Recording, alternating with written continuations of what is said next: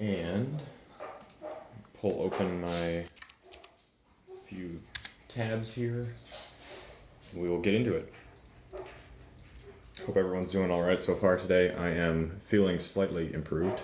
My back and neck situation is not 100%, but it's much better. And that's all you can hope for, I guess.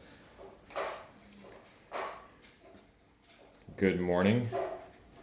Good to see you guys. So I posted a video yesterday. It is a long one. It's my most recent. It's a good one.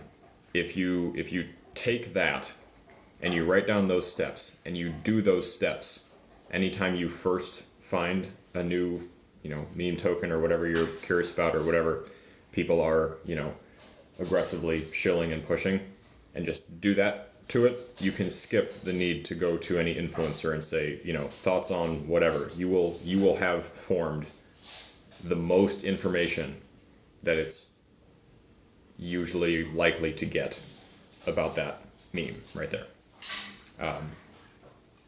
You should be able to get a pretty good picture about what it is that you're dealing with there. There's really only a couple classifications of the memes, right? There's the classic meme, which is more like, the general, it's just a joke. It's supposed to be funny. Maybe it's funny, maybe it's not.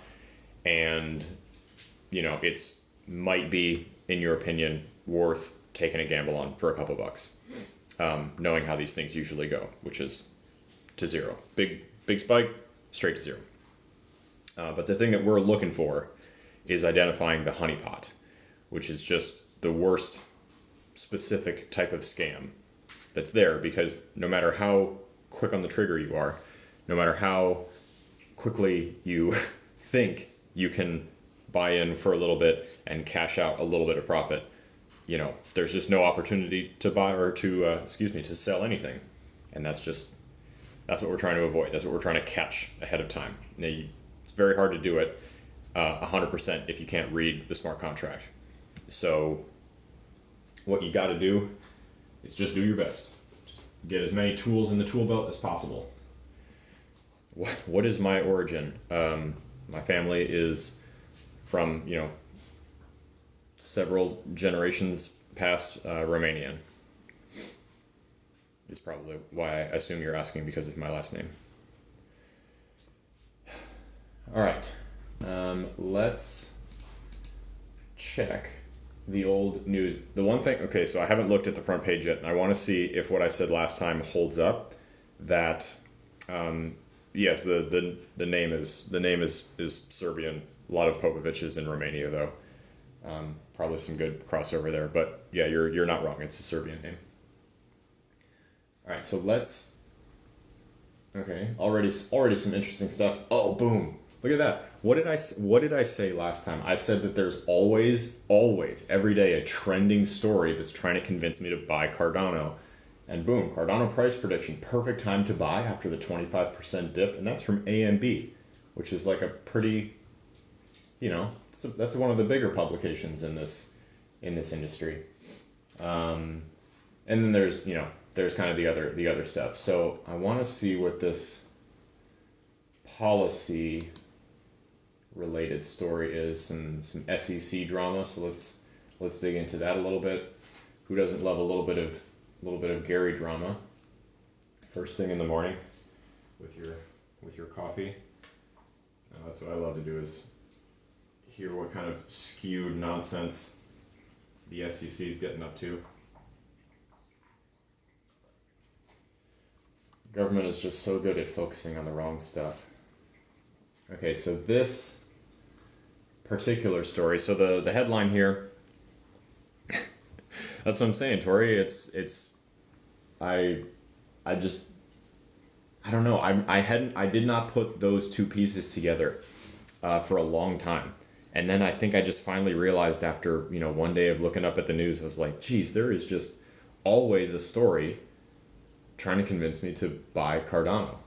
It never tells me anything useful about like, oh, what, did they just release some big update? Are they suddenly, having users flooding in? Is there suddenly, more of this, that, or the other thing? No, it never has anything to do with that. It's just always like, hey, the price is down. it's a good time to buy, which I don't know about you guys, but that feels like I'm being financially advised, and I don't like being financially advised by blog posts. So, okay. Biden vows to kill bill that would retract SEC crypto banking policy. Okay. Oh, great. Just another real win here. So we've kind of said, that the SEC is probably just going to keep doing the thing that it's doing, unless Congress decides they want to step in and stop. So it sounds like, and this is what I have to look up because I somehow missed this, or I'm not familiar with this particular proposal, but the House of Representatives passed a resolution to stop the SEC's regulatory power grab. And they demanded that the SEC roll back their anti-crypto banking policies. So you'll know, this was a thing. Hey, Will, what's up, dude? You're welcome up anytime, man. We're just waiting for Evan. This goes back, oh man, what is it? I mean, someone help me out here. You might remember this story. I definitely did a video about it. It's been more than a year. But there was a concerted effort, and there was like publication put out from lots of major US banks that they were going to start, or they could halt or stop transactions going out to crypto related stuff. So like if your bank noticed that you were trying to like move money to Coinbase, for example, that they may stop the transaction. And it was like, presented under the guise of AML and counterterrorism financing laws. I don't know that ever really went anywhere. I have not personally been affected by it, but I know that not every bank was like signing up to do that, but it was all just, probably fear-based reactions of being gone after by the SEC because they're just dropping hammers all over the place with no prejudice, which is not a healthy way to govern, obviously. It's chaotic, it's unpredictable. I mean, you had the SEC, the best example I can give, if you're curious or you haven't seen that much about it, is the SEC sued the Gemini exchange in response to Gemini repeatedly sending them letters trying to ask them if they could like send them a guideline, like a set of guidelines or some rules that they could follow. Good morning, Rick. There we go. Yeah, I heard about it a while ago. Yeah, I don't remember whatever came of it. What's up, dude? How's it going? Oh, it's bright and early. Having fun with the SEC? Haven't. Yeah, I was doing my quick little morning headline check, and I don't think we've all streamed since I made this observation, but I check the headlines like every morning, and I never put that much faith. I kind of just scroll past. There's always price prediction stuff, like, oh, some analyst says token X is down, it's a good time. And then I realized, and pattern holds true today, that on the trending section of Crypto Panic, there is always at least one story that is trying to convince me to buy Cardano. And, and there was one this morning, and I was just like, none of these ever tell me anything about Cardano. Like, what, did they just have some new update? Did they fork something? Is there... They tell you everything you need to know, which is buy it. Exactly, yeah. They tell me that it crashed, and just go ahead and buy. No data, just vibes. Like we're getting real meme vibes from Cardano right now, which is just like, come on, guys. And it's not like Cardano's publishing these, but you got to think like they're probably not involved in getting this many stories put out. It reminds me of like Cardano is like XRP, but without the rabid fan base. Right now, because like if I ever say anything about Cardano, I feel like the Cardano community is very tired now at this point. And Tired, I'm just yes. like, oh god. And like every now and again, if I say anything about XRP, I'll get like one XRP Marine, like one member of the XRP army still in there, be like, no, it's the banks are gonna bat it down. Oh man, but yeah. We talked Yeah, yeah. about Cardano a little bit yesterday, how they really hitched their horse to the wagon of like just raw academic, um, just like more research and peer reviewed case studies for their white paper and stuff, and how like that kind of was a little bit of a narrative, like in the beginning of. I mean, obviously, it ran up to what almost $3 or something. Um, Yeah, I mean, like, it was a great investment 3 or 4 years ago. You know, that was it right. because they had a certain amount of time where they needed to kind of get some DApps out there, and they just Yeah. never did. And they just never did, and they kept being like, "It's gonna be the it's this." They working in tech in corporate America for 9 years. It's like a small business that's run by someone who's an engineer, as opposed to somebody who is a more so a marketer and a sales guy. Yeah. And you typically want the marketer or sales guy leading the company, and then you have, yeah, exactly, Charles, and then you have your IT guy in the background making sure the product's good, and then the head of your company's out there marketing, making connections, building partnerships, and all that kind of stuff. And Cardano's the perfect example of being like, we're going to build this and it's going to be cool. Like, okay, why are people going to use it? Because we built it and it's cool. Like, it's not Yeah. how it works, guys. And then meanwhile, you had Solana, and I remember the starkest comparison of this was you had Solana's like big annual conference that they have. I forget the name of it, but they had it at the end of last summer or in the fall, and then Now I gotta look. very soon after that, Cardano had their like Cardano conference. And the Solana conference was massive and it was beautiful, and they had these amazing presentations and all these great announcements. And then Cardano's is just like Charles Hoskinson, like pulling up a whiteboard and being like, what we're Yeah. doing here now is," and everyone was so bored. And I was like, yeah, this is exactly it. Like, too many engineers are at the helm of Cardano, and you don't have enough sales and marketing experience to get the people excited. Yeah. Yeah. Well, for a while, all you needed for sales and marketing was the kind of like slightly unhinged billionaire, out there making compelling content and being polarizing. And they have yet to demonstrate that they're like able to adapt to meet like the changing market attitude that they're still trying to participate in, but they haven't, walked up to the plate to meet us where we're at now. And the same thing isn't working, because I mean, think about how prolific Richard Hart content was last time. I have barely seen anything about that dude this time. Like, his sort of like unhinged, massively wealthy, disconnected nincompoop strategy is not really working anymore. And I met Charles once at Consensus. It was weird.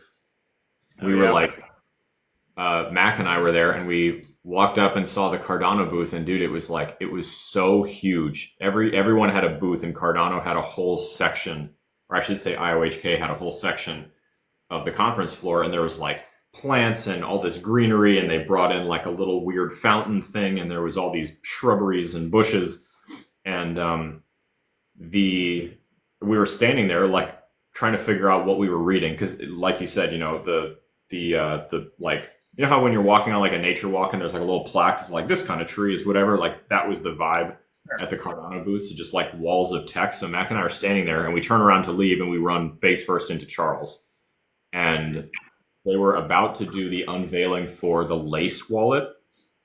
And I'm going to look now because I have no clue what happened with that thing.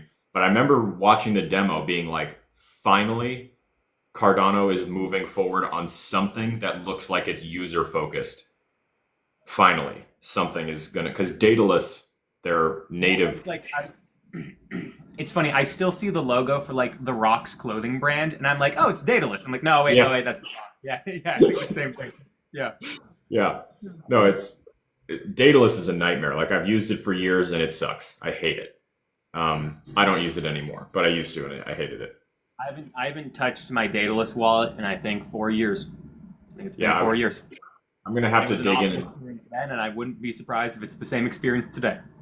No, I made a video about it. Just like someone was like, "Hey, review Daedalus," and I was like, "All right, well, If I start the review process today, I'll come back and talk to you guys in like 3 weeks, because that's how long it takes for it to download and sync with the entire blockchain every time I open it.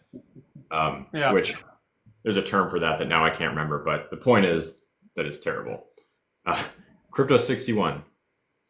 There is no like conquering narrative right now, as far as I can tell. We're kind of like nothing's super ripping, but there's like a bunch of competing narratives that are sort of all, semi in the spotlight right now. I would say, what would you say? Well, AI, RWA, gaming, DPIN are probably the big four, but AI and DPIN, I feel like they just kind of go together, because oftentimes the best AI use cases are DPIN ones. So I just kind of wrap those two together in my head. But yeah, it's AI and DPIN right now, the tokenization of real world assets, and then everything else right now is pretty cold, I would say. Like naturally so. It's we've been in a month and a half, 2 months of down to sideways action for Bitcoin, so things have just cooled off. But I would say you still see a lot of AI coins that keep popping up, and tokenization of real world assets seems to be what people are talking about a lot. And like Bitcoin development, haven't seen anybody really talking about it. Like Runes came out, and very quickly the amount of volume on Runes plummeted. But again, we're in like a corrective period right now. So It's interesting though, because with the amount of chatter on Twitter, what up, Evan? Good morning. Don't let me derail your talk.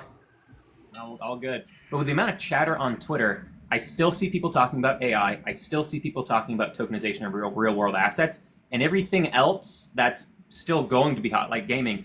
Haven't seen much chatter on those. So much so to the point where I was like, the part of my portfolio that I'm least confident in is my Bitcoin development portion of my portfolio. And I'm like, maybe I want to take 2 of those 3 coins, which for me would be Orange and Zeus Network, because I want to keep Alex Lab for sure. And maybe I take those and put them into one tokenization of real world asset coin. That's a thought that's been going through my head in this period, just because like I've seen people talking about real world assets, and the amount of people talking about Bitcoin development since the beginning of the year to end of 23, I feel like has plummeted. Now, that's a thought going through my head. So that's my answer to you, Crypto 61. Yeah, and I'm getting the sense that you're trying to drive us to just tell you what to buy, and I regret to inform you that we're not in the business of giving buy signals, unfortunately. Ponzi schemes. Get in early into those Ponzi schemes. Yeah, Sunday, one day only. Yeah. I want to commend you, Will, for we're not in the business of giving buy signals, but you're in the business of making really thorough, helpful research videos. I was having a conversation yesterday with somebody about how a lot of the research people do is oriented towards answering the question, should I buy this? And makes a lot of conclusions that make assumptions about the reader, that present their own assertions as kind of definitive.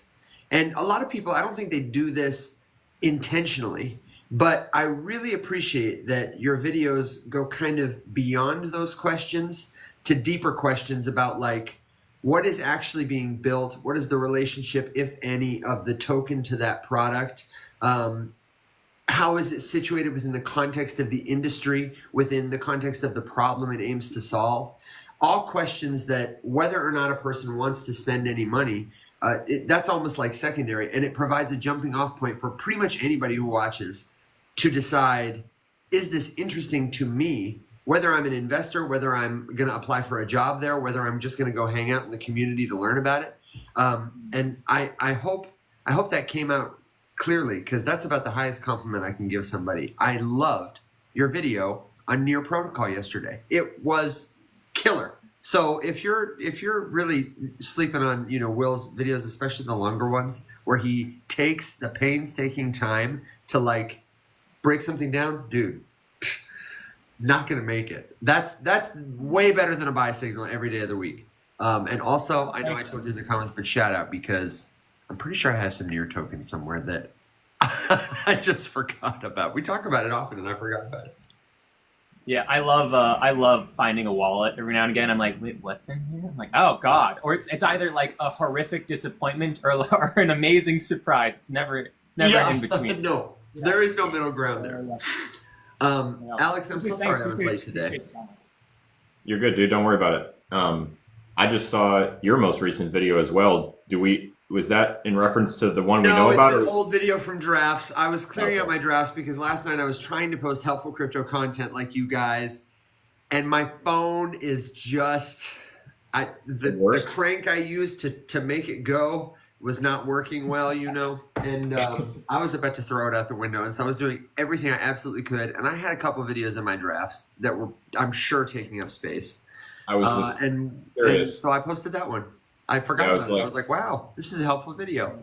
I got the vibe that it was like, this might be about hysteria, but I was like, did that son of a bitch book another one and not tell me about it? No, not yet.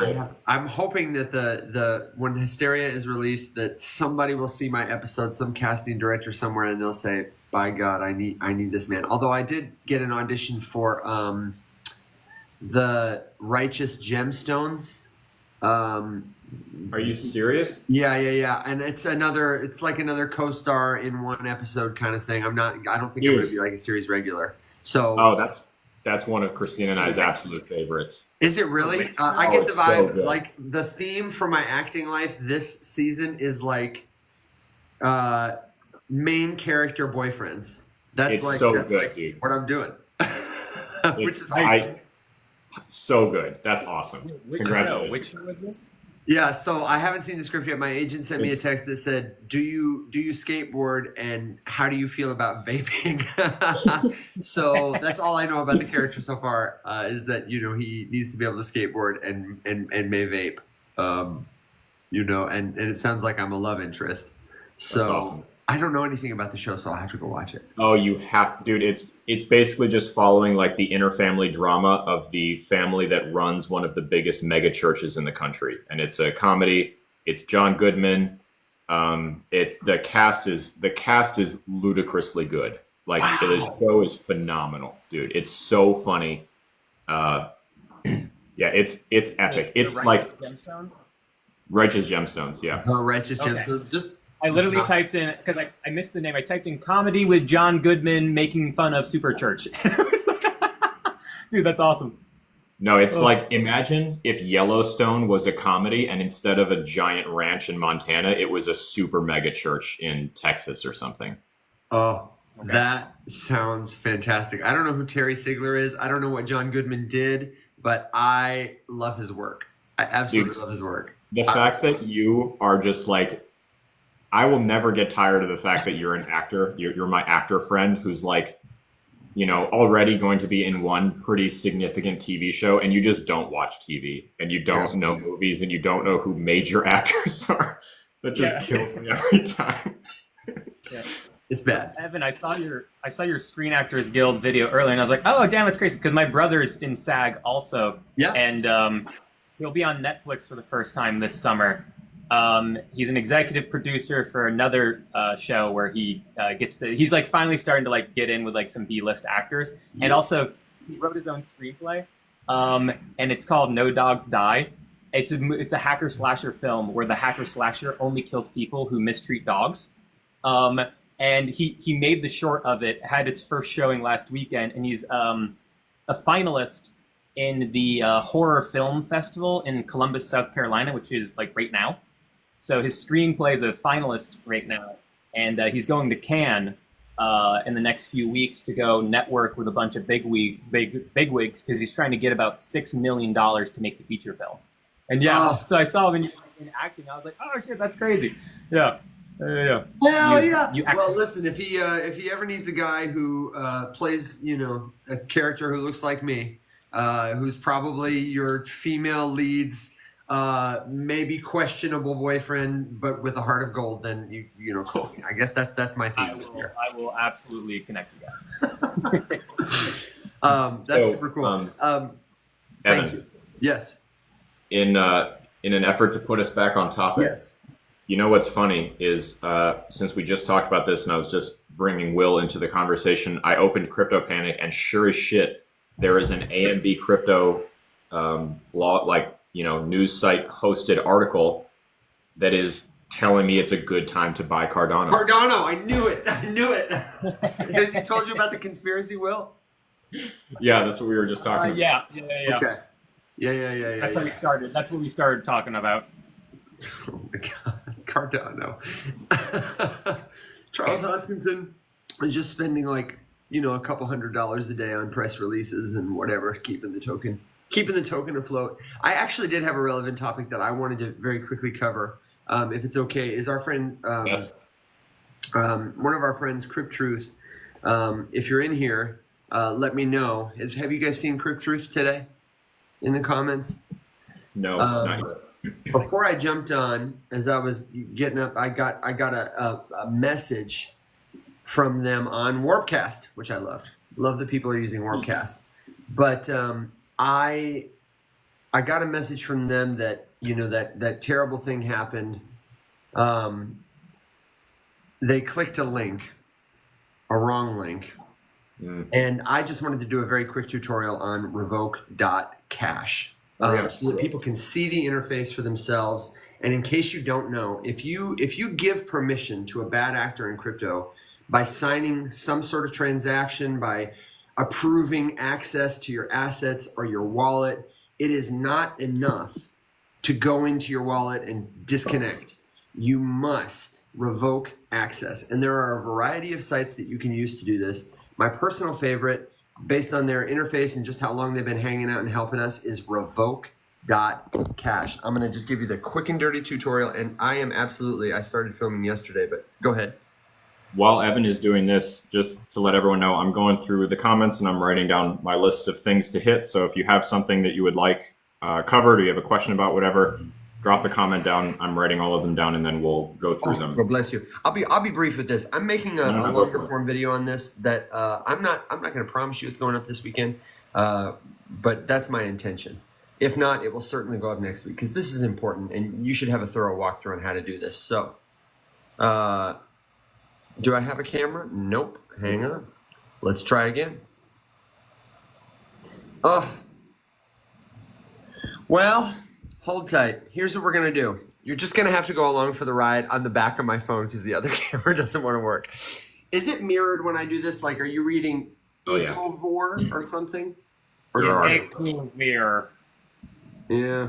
Okay. Well, this is what it looks like. This says revoke.cash. We'll put it in the chat. I will help you here. Let me see one more time if I can do this. Hang on. One more time. Well, while you're doing that, Jen, I see that you just said you're new to hot wallets. One thing I'll say, you're going to see some like random coins get sent to your wallet. Yes. Never click on those coins. If it's a coin you don't know, do not touch it. You're going to get like some scam coins sent into your hot wallet. Be careful with that. Okay, thank you. Got it. Looks like this. This is the URL. Take a quick screenshot if you need it. And take note, they've got a super helpful, super brief tutorial right here. And they go over everything for you. When you're using dApps like Uniswap or OpenSea, you have to grant them permission to spend your tokens in NFTs. This is called token approval. If you don't revoke these approvals, the dApp can spend your tokens forever. So you connect a wallet. I'm going to go ahead and connect my MetaMask. And let's see if I'm connected to anything. Hold tight. I'm going to have to password around. I just want you to see the interface. And while it's loading, do you guys use a revoke tool? That one. I've used it once before, and then honestly totally forgot about it until just now. It's something I should probably go through and see if I have some things I need to clean Absolutely. up. I recommend everybody does this at least once in a while just to see the sites you've connected to, especially if they're like one-off sites that you've forgotten about. I mostly leave, this is bad practice, but every now and then I will leave my social wallet, which doesn't have a ton of assets in it, which is mostly used for like mint and silly NFTs on Base or stuff like that. I will leave it connected to a lot of stuff. So check out my bad habit right here. Look at all these protocols because I'm using Warpcast all the time. It's been about a week since I've revoked access. And here on my social wallet, on the Base network, because you can toggle which network you're on. Like I can see, Do I have any connections on other networks? But these are all the different approvals I've got for tokens on Base, or the assets I hold and the approvals that I have granted for them. So like my Bagel token, no approvals, baby. Where's one that I know I've got a connection for? I think FAR token has an approval. Oh, no, it doesn't. How interesting. I wonder what I'm staking my FAR on. You can go into the blockchain explorer from here. No approvals. Let me find something that's approved. Hold tight. I think my Zora has an approval. Yeah. So I've switched over to the Zora network. I've got an approved amount for, I think this is Zora. Oh, excuse me. No, I've got Enjoy has permission to spend or send, spend 1,000 Enjoy. So I'm just going to go ahead and revoke this permission. Enjoy, even though it's a trusted website, I'm going to go switch network. And then it'll prompt me to connect to the Zora network instead. I'm going to show you how easy it is, and then I want to show you just one more feature that it does. So the action button changes from switch network to revoking access, and now it's going to prompt me to sign a signature. You are going to have to spend a little bit of gas here, but it's not prohibitive, even on ETH. It used to be much more expensive to do this. Revoke spending cap for Enjoy. It's going to cost me less than a cent. I'm going to approve that. And now it's revoking. The transaction is submitted. If I want, I can donate to them, which I love. I can view the transaction on the blockchain explorer. And now that approval is revoked. If you want to check, you can also, if you think you've been scammed, but you're not sure, you can look at the signatures that you have made. It does have a disclaimer. There's no way for Revoke to know if you actually signed anything because signatures are not stored on chain. But this is a list of potential signatures based on websites it can see that you've interacted with. So here's a potential marketplace signatures. I have none. Potential permit signatures. Enjoy. And it just allows you to go ahead and cancel them. I'm not going to cancel those because I use my Enjoy to tip people on Zora. But tell me how you want it to be. Tell me, baby, because I need to know now. What are your questions? So I haven't revoked in a long time, and I wanted to just show. So this is a wallet that doesn't do very much stuff. Like you'll see this one that's down here for Uniswap approval is over a year old. Yeah, sure. The cool thing is you can sort by, so if my MetaMask is connected, you can sort by whatever chain or network you want, and it'll show you, approvals or whatever that you have on that. You see most of these, there are no approvals, but down here where it says unlimited, so there's an interesting component to the transactions that you sign that is really easy to miss. It's called a spending cap. And basically whenever you approve something to happen, you are giving approval to, whatever protocol you're using, in this case, Uniswap, to spend an unlimited amount, and then you're giving them an amount. And typically, a big thing like Uniswap is not going to abuse that. But you'll notice that you do the same thing if you're like buying some weird shady meme and you approve it to have an unlimited spending cap. They can technically charge you more than you're saying you would like to be charged. And interestingly, if you look at, hold on. Go away. Your MetaMask. So if you go to MetaMask and you look at connected sites here, so you can see I'm currently connected to Uniswap. I'm not using it right this second, so let's just get rid of that. And then I'm on Revoke. But, this is like a good, easy way to check stuff.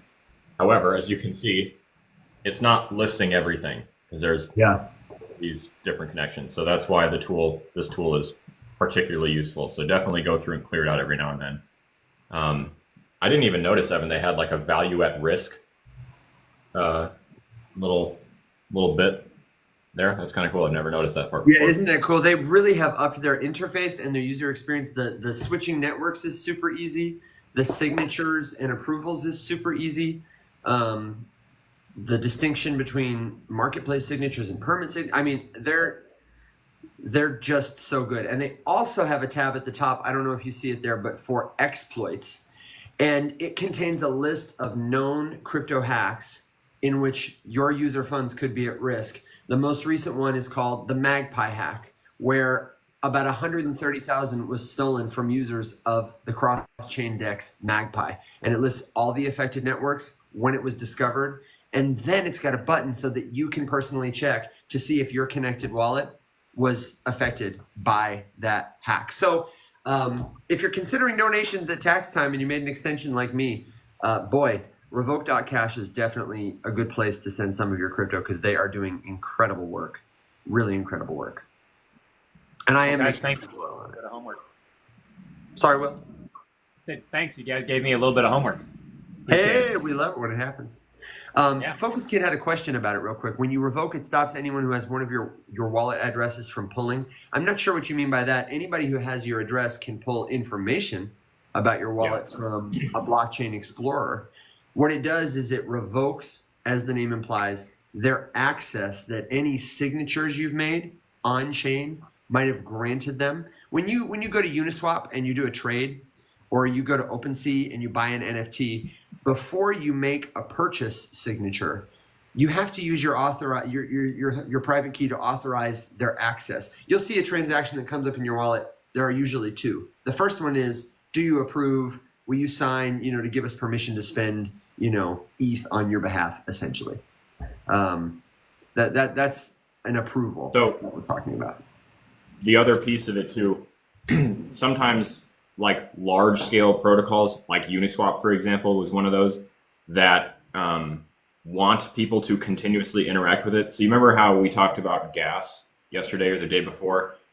And I said that you'll notice like different levels that gas can cost depending on what the transaction is. So like it's more expensive to send an NFT, it's more expensive to send multiple or an NFT with more metadata, or a transaction worth more money, or a transaction of a token to someone who's never held the token before versus to someone who does hold the token. Like all these different bits and pieces can impact how much gas costs. So one of the things that you approve with some of these big protocols that you can revoke with something like this is just their ability to like optimize your transaction. And in doing so, you have given them in the original signature permission to change stuff. And that's not a safe permission to give to everything. Uniswap is probably not going to steal all your money because they don't want to go out of business and they don't want to get, any more scrutiny than they already are. However, it's just good to remember that they want to keep your business. So when you give them permission, it's just like agreeing to give Apple your location, contacts, pictures, videos, whatever. Even if you can't imagine like, well, why could they need that? They're trying to plan to make your life easier, but at the same time, it does open you up to more vulnerability. So that's why a tool like this is important. Excellently said. Thank you for giving me time to share that. Like I say, the tutorial is coming, and I will make a TikTok video about it today too, that you can just have to remember it by. It's a super tool. Should be in everyone's toolkit. Do we have lists of, I know you were making lists and checking it twice. Yes. That's clause. So there was a question a while ago about a list of 4 tokens: Arrow, Tau, Manta, and Pendle, excuse me. And the question was, I want to drop one. Which one do I drop? So my return question is, first, why do you want to drop one? Because that's an important thing to start with. Is there a reason? I'm assuming that if you want to get rid of just one arbitrarily, it's because you don't have the time or the bandwidth to like keep up with that many projects, which is, I think Will can tell you, that's it's a lot of work. It becomes a full-time job. Yeah. Yeah, it takes it from all of us. Big time. So that's the first thing that I would ask myself is like, what's my reasoning for wanting to drop one? Because if you're trying to just randomly pick one out of a list of 4 that you like, I don't know. I don't really know what to tell you besides that. It really depends. So if you have any thoughts, I think that was HOA was the start of the username. So if you're still here, and the final token was Pendle. You said that was my only question, and then yeah, that's the one that like I just haven't looked into. I know I get a lot of people to ask me about it, but that's one of those 4 that I just don't know a whole lot about. But tokenization of real world asset, right? Pendle. It looks like it's a points protocol for people to do, I don't know, points and yield is what I'm seeing. I don't see what kind of assets. Liquid staking, stETH, EETH, and RSETH, fixed yield for everyone. Just seems like a DeFi protocol, cross-chain compatible. I don't see anything about RWA. What am I thinking of then? Because there's one maybe with a really similar ticker.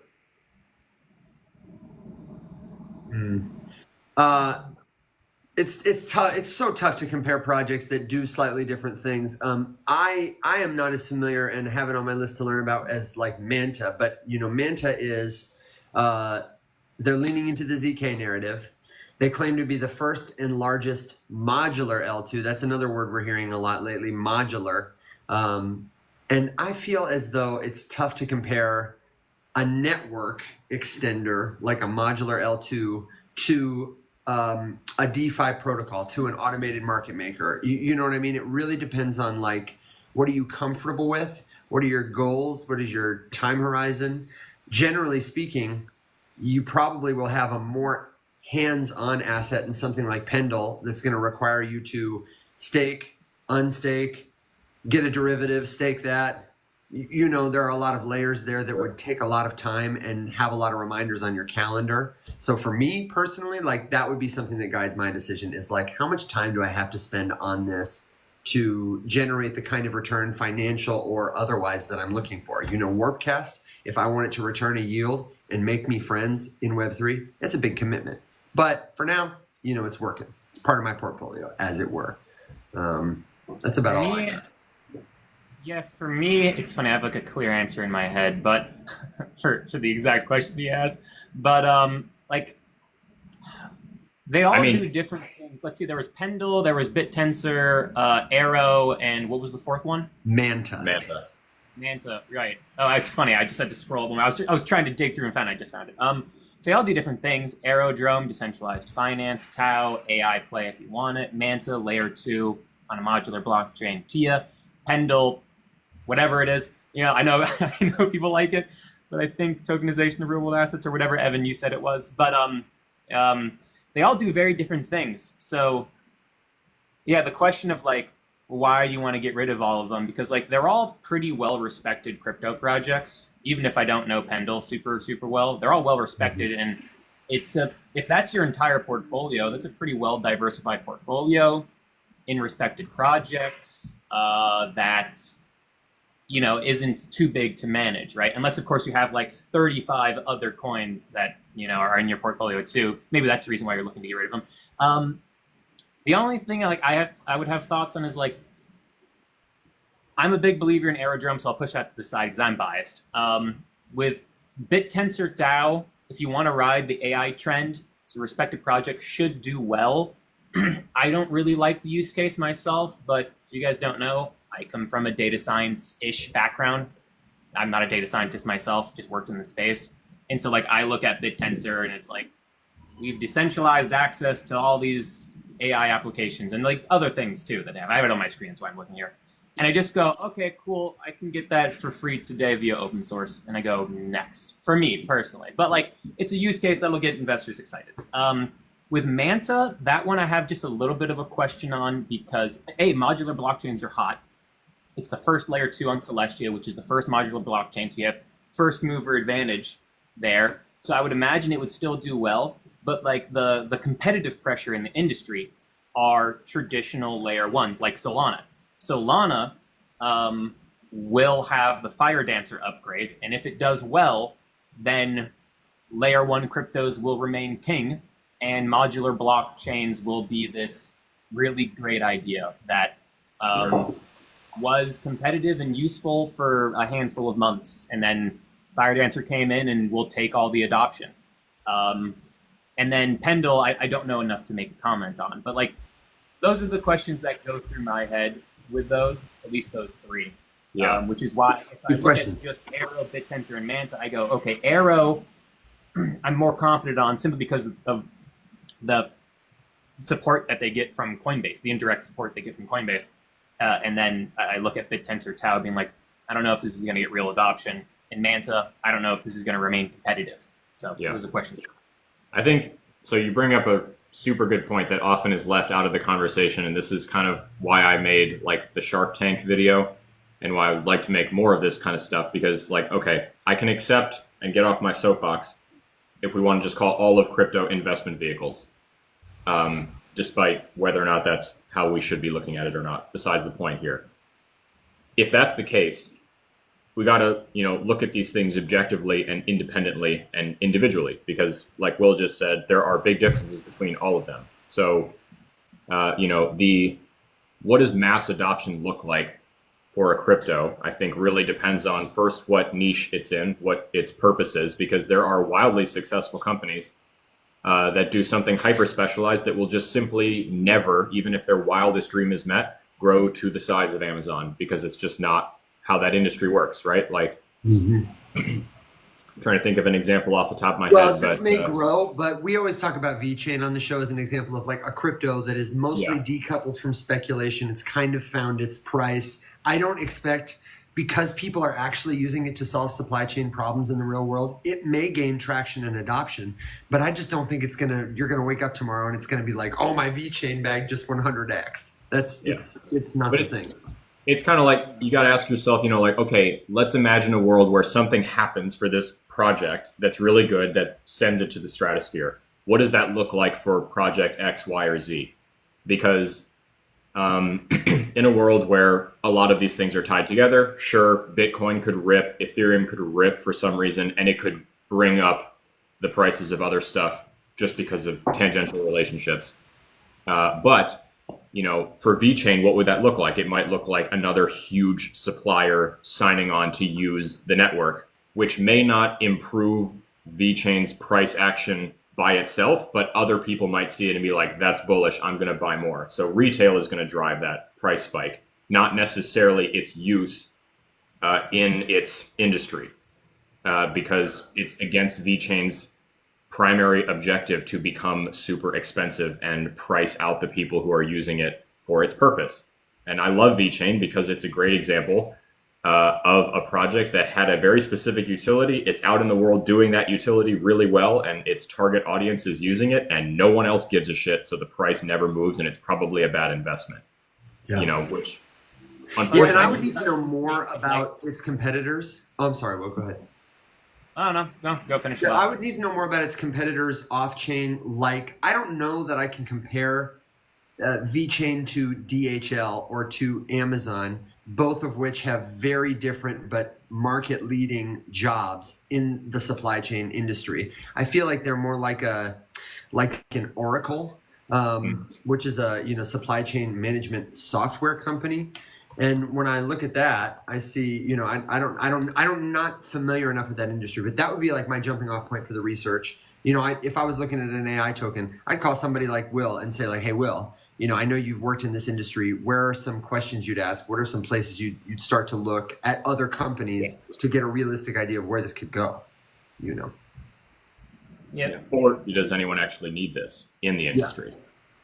Yeah. Well, the thing is like, I think of VeChain as a great example of a company that tried to rebrand and it just like didn't exactly work. Because when rebrand, it was like a soft rebrand for like a while there. Because when they first came out in like 2017, it was supply chain. It was like that was the only focus. And then I feel like in 2022, when I like last kind of paid attention to it, they're like, no, now we're gonna be the blockchain for China. And I was like, okay, I was like, oh, maybe that'll like, they have a lot of like Chinese business relationships. Like maybe this will be really good. They're like, we're going to be the Ethereum of China. Like you saw like news articles of that name. And I was just like, okay, like maybe they'll rebrand. But immediately I was like, oh boy, VeChain, there you go, buddy. You're gone. You did a full rebrand. And I feel like when a crypto does that, there's like a 9 times out of 10 chance they're just gonna. But you know what they just did? I just check this out. Alex especially will like this. VeChain has kind of maybe going back to their verification of physical goods. They team up with who else but the UFC to tokenize fighter gloves to prevent counterfeits and enhance memorabilia value. Listen, man. Dude. Ahead of our time, dude. Dude. Oh my gosh. Well, we had a relationship with a project that wanted to help bring people closer than ever to their favorite fighters. But eventually, you know, athletes, actors, public figures, celebrities, politicians, by, you know, creating tokens for intangible things and tying tokens to tangible things. It was ahead of its time and didn't have the right players on the team. But that's Evan's polite way of saying it was being run by one of the dumbest human beings I've ever interacted with in my life. And I mean that to the fullest extent. You know. Wow, what a shining compliment. No, dude, Will, to put this in perspective, this man, okay, was on Twitter getting trolled by someone who was just doing what trolls do. Oh, no, yeah. And he confronted this troll and tried to convince him that, like, his project was good. And the troll did what trolls do and was like, "You're right, dude, I'm so sorry. How can I help?" And then what did this man do? The project founder, what did this man do with this troll? And I'm within 1 hour of meeting him on Twitter anonymously. He made him a fucking admin in the Discord. And the guy immediately kicked everyone out, deleted everything, replaced everything with dick pics, changed the name, and left. And I was like, you are so lucky that we haven't launched yet. Yeah. So like, it was a no from me, dog. I'm standing in like the security line in the airport about to walk through the detector. And I just happened to open my phone and check Discord. And I see that happening. Like I'm watching it happen live to the server. And I immediately called the dude. I was like, "What on earth did you do?" And he's like, "Oh, he apologized." And I was like, "I'm so sorry." Yeah, right. Listen to me, sweet baby. Yeah. You just lost your Discord. Now to being the decentralized OnlyFans. It was incredible. Yeah, exactly. I couldn't believe it. By the way, that project out there, decentralized OnlyFans, is out there. Oh, yeah, are you referring to a particular platform? There was a token a couple years ago called Flame Token that wanted to be like the creator token for adult creators to be more censorship resistant, whatever. Is that the one you're talking about? Have they come to fruition? No, there was a recent one. I think it's such a strong use case, honestly, truly. Yeah, it makes sense. Yeah, I guess it does kind of work. But yeah, I guess it does kind of work. You know, I don't know. I think there's possibility there. It's probably not my company to help, but all of that to say, VeChain is tokenizing. They're going back to their roots, or at least with this partner, it's a $100 million deal, which is not the biggest deal I've ever heard, but it's also not that's not nothing, especially for a crypto company. And UFC, by some metrics, is the most popular sport in the world. Always good to have like an actually worthy story at the front. Like people will love the fact that they can prove this glove is legit in a second, cheaply. This anything is legit, dude. Honestly, do you remember what that was called, Evan? The one you were just talking about? VeChain? No. The project was called UFE. No. Sorry, the one the decentralized OnlyFans. Oh, it was called Flame Token, like fire, flame token, and it had. I remember seeing it. It was probably 3 years ago, and thinking, "Oh, this has promise." I couldn't tell you what it's done since that time. Yeah. Okay. What their tokenomics are like, whether or not it's valuable, but they wanted to build a platform. And the coin I was talking about is called Friend Tech, the decentralized version of OnlyFans. You can find. Oh, you were talking about Friend Tech. Listen, are you hip to the latest on Friend Tech, brother? I'm not into the latest on.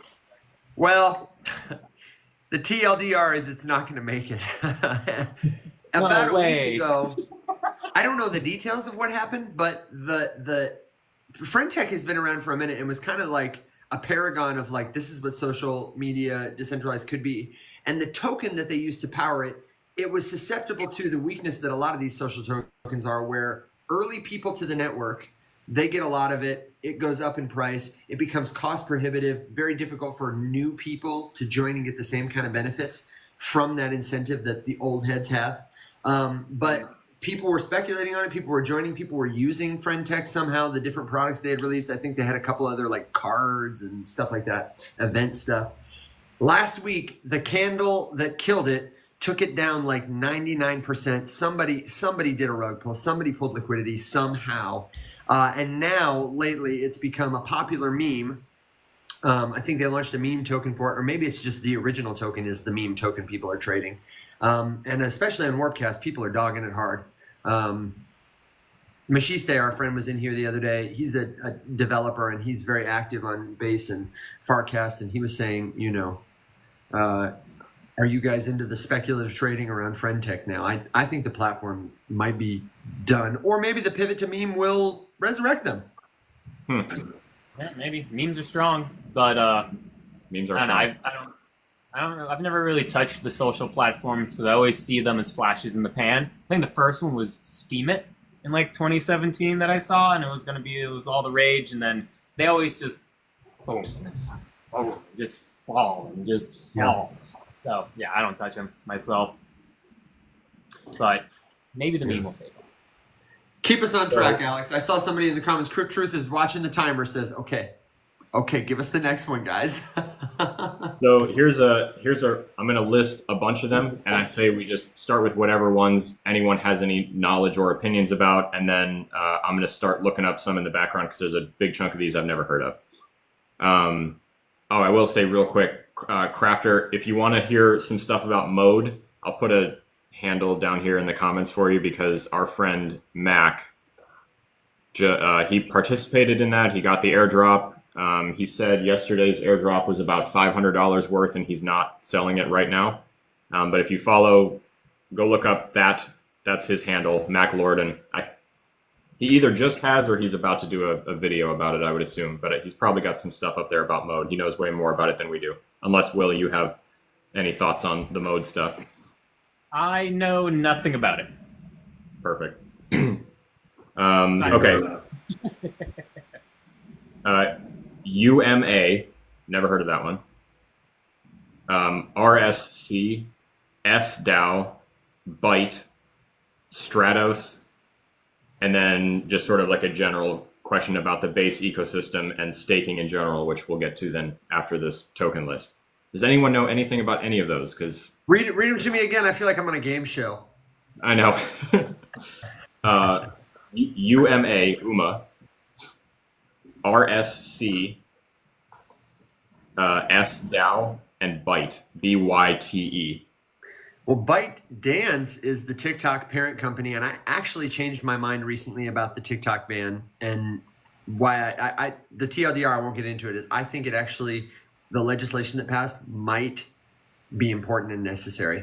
We can talk about that offline or in another conversation, but my mind has potentially been changed on that. That's the only Byte that I know. And RSC is Research Coin. That's the only other one I have an opinion on. I think that's a good instance of where a token is part of a hot narrative. I don't think it needs to exist. The narrative is decentralized science, which is a great application for cryptocurrency, but not in the sense that let's create a token that anyone can buy, and we will use this token to incentivize people to do research. We will decouple their research from dollars and funding from administrators and people with an agenda. That's important. But if anybody can buy a token, and DeSci is a hot narrative, speculators going to speculate.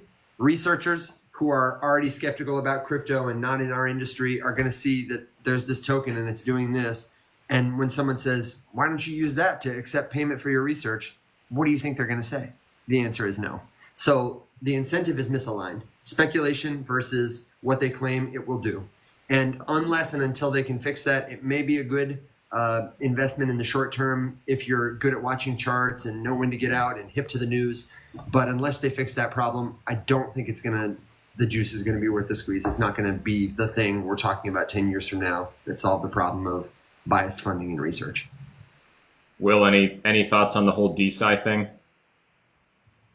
No, I mean, like on DeSci in general, like I really like the idea of it I mean, like I think of what is it, Velo, which was like I was looking at it because they had like a partnership with AstraZeneca or something. I can't remember who, or with Pfizer or Moderna. I don't remember who it was, but I remember looking into it around Christmas time, and I thought it was interesting because it was like, oh, let's decentralize funding and enable funding to go to projects that are maybe like research projects that are like a little bit out there and they just can't get approval for XYZ reason to conduct their research.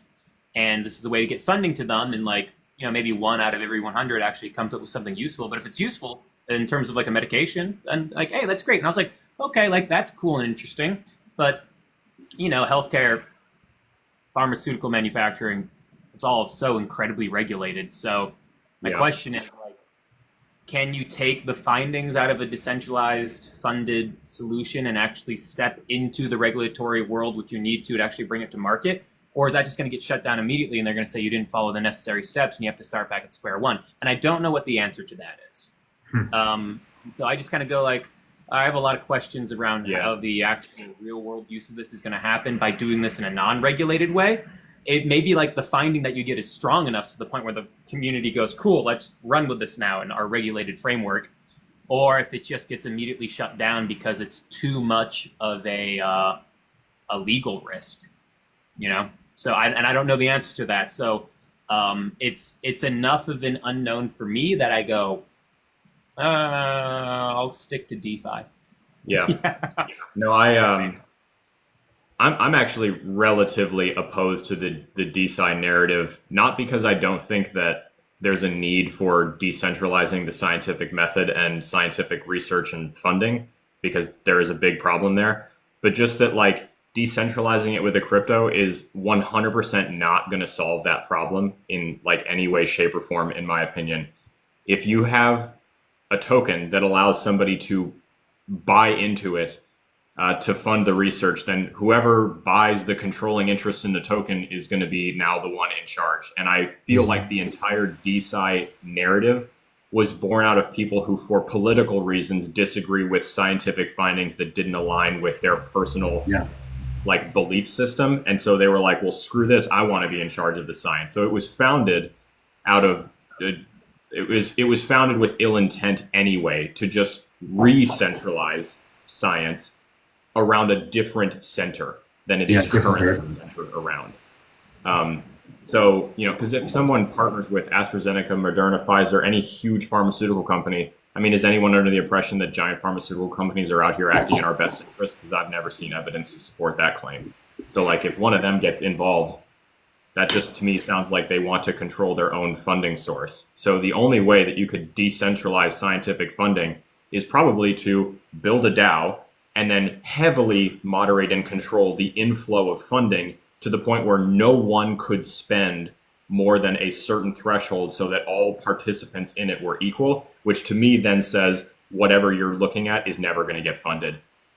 Because typically you need some one big mega donor to put the money in and do it. Like, again, what I'm about to say is... But this is an area where, like, quadratic funding, are you familiar with quadratic funding? We don't have to get into it, but I check it out in the context of a DAO. It can be a way to level the playing field between shrimps and whales who are members of the same pool of money, to even out the influence that a person can buy.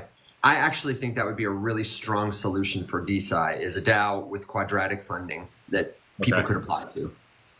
I've never heard that term, but it's on my list now. Dude, it's a Vitalik. I am so...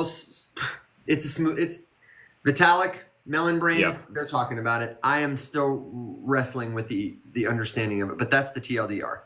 Egalitarian funding for people who want to pool resources and decide what they should invest in. Math magic. Gotcha. Yeah, I mean, I'll look, because that's like I said, that's my biggest flaw with it, is just, you know, it's... Politics has super corrupted the world of science to now where it's impossible for anyone to research anything and present findings on anything, because whatever they're researching probably has a political component or some hot button issue that's related to that topic that is just going to immediately pollute the findings. And my biggest example of that is, and I swear this isn't political, the COVID vaccine. And all of the skepticism that came with it because of how quickly it went from beginning to end. just because important context clues were missing from the conversation because they weren't relevant to the political narrative around the whole thing. One, most of that vaccine was developed ages ago and they just re-woke up the program to use it for this thing because they were like, hey, we already did half this work. Let's just skip that part.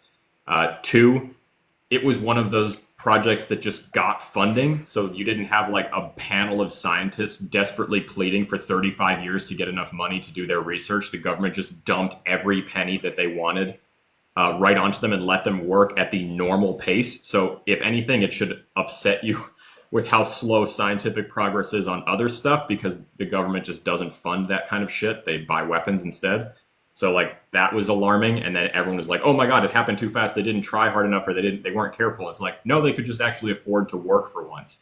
So for all of those reasons, DeSci just is already really polluted. And I think too many groups and companies are just using it to make a quick buck. And it just ended up being a new method. It's a new platform versus Indiegogo or Kickstarter or GoFundMe or whatever for scientific projects to fundraise using a crypto because that was sexy at the time. Yeah. I guess that's crypto will help science, but not like that. Yeah, for sure. So I'm gonna look into a couple of these other ones just because I've never heard of them. But before we do like a deep dive to start, I know that we do have opinions about Base as a whole and staking in general. Now, obviously, there are opportunities for staking in all sorts of stuff that's not Base specific at all. But Evan, I know that you are a big Base fan. Will, you're looking into multiple projects that are building on Base. We've talked about Base a lot because there are honeypots galore in Base memes right now because they're really easy to build, and most of them are getting around the token sniffers. So I guess from both of you, give me your like overarching view of why is Base interesting right now? Why is it being talked about so heavily?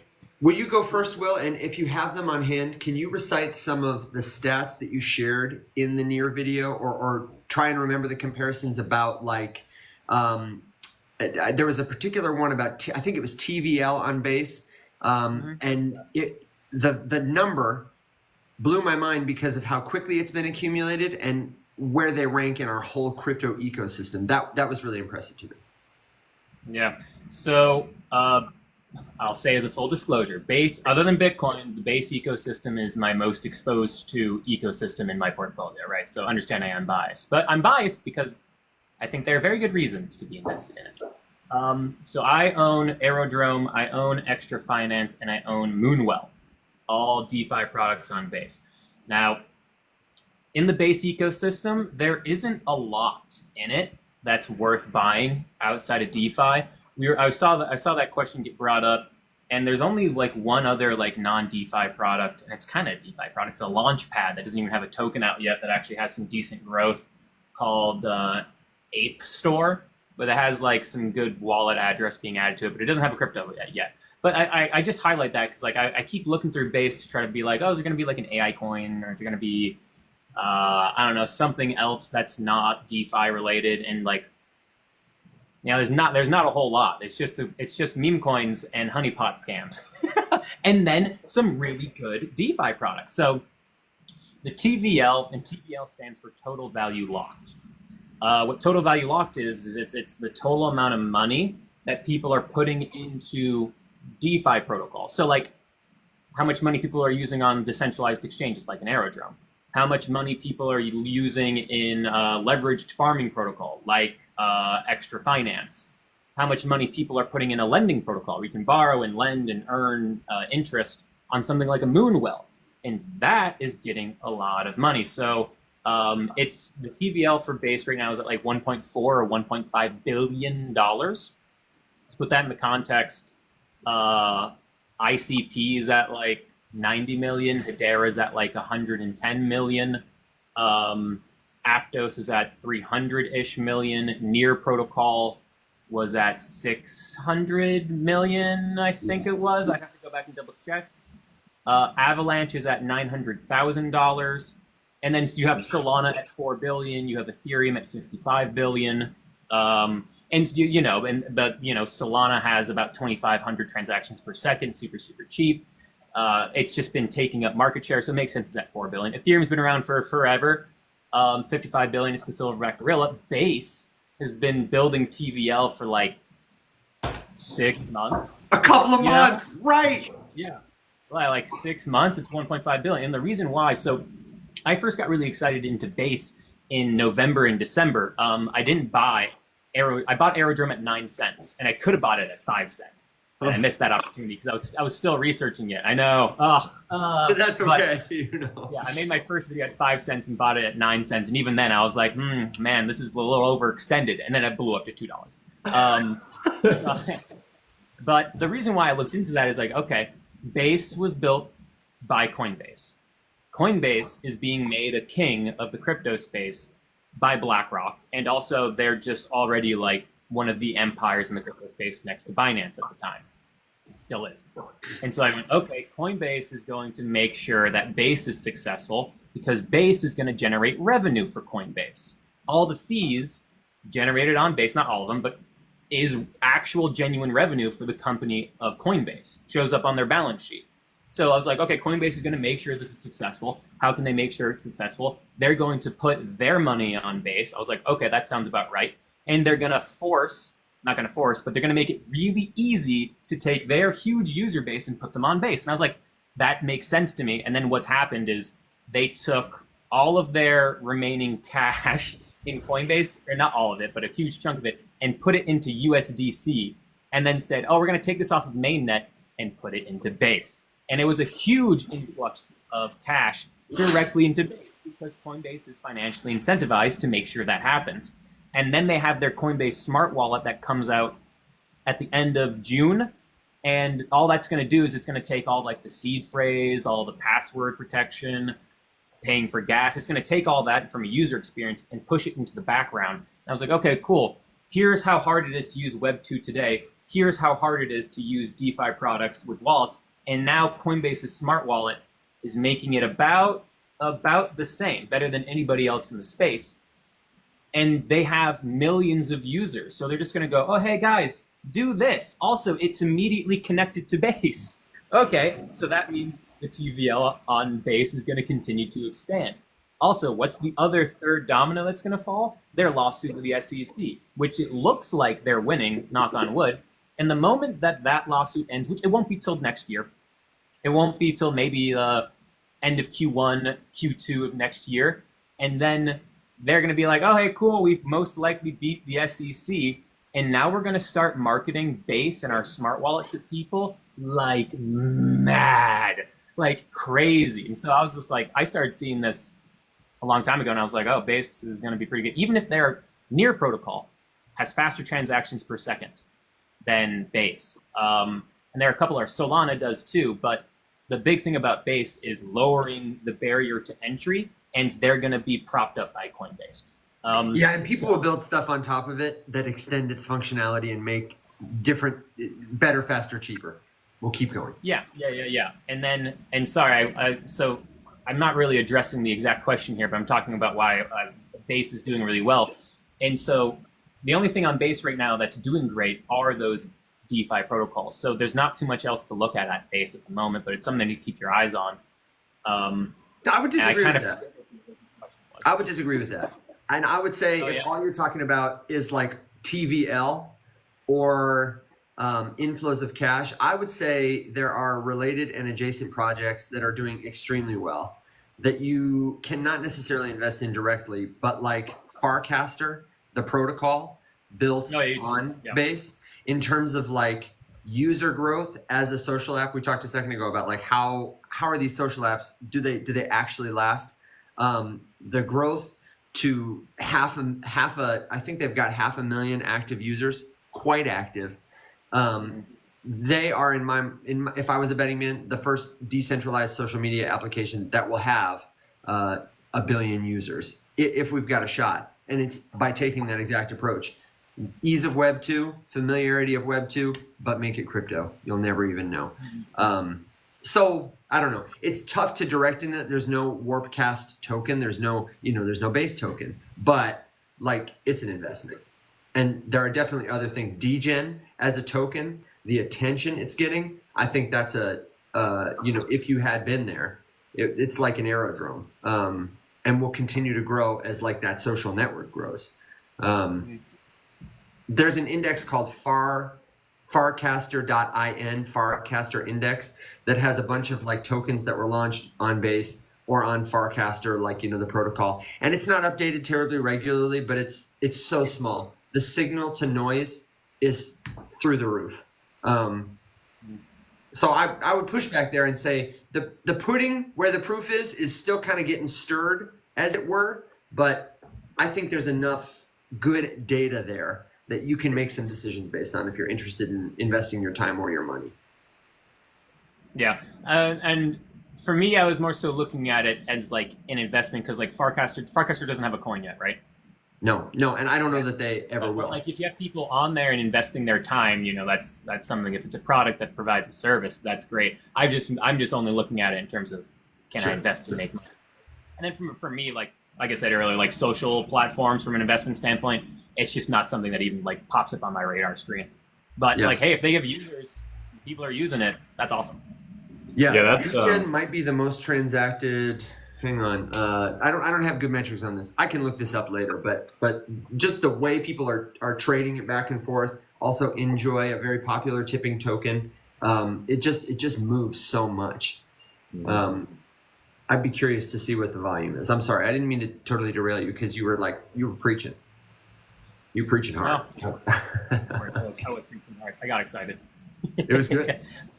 No, I think Base is exciting for one, you know, a big reason, obviously, just because Coinbase has a shitload of users, and if they make it, you know, hella easy to migrate from using the exchange to get to do stuff on Base, and all of that helps prop up the network, and then you have, you know, we were talking about yesterday how, yes, you know, networks and ecosystems have to have good developer support, but if that's your only focus and not on bringing in the users to use the things that the developers are going to create, then it will eventually die out no matter how good your dev ecosystem is.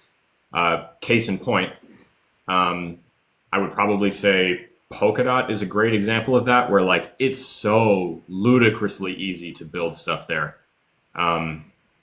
Like the game that we're working on, my dad called me the other day and he was like, hey, you know, I need to do the whole mock chain thing to prove, you know, blockchain functionality with this piece of the game. I'm going to use Polkadot to demonstrate because it's far and away the best option for X, Y, and Z. And that man was not looking at anything other than the usefulness and the ease of use of like developer tools and the code libraries and all that sort of stuff.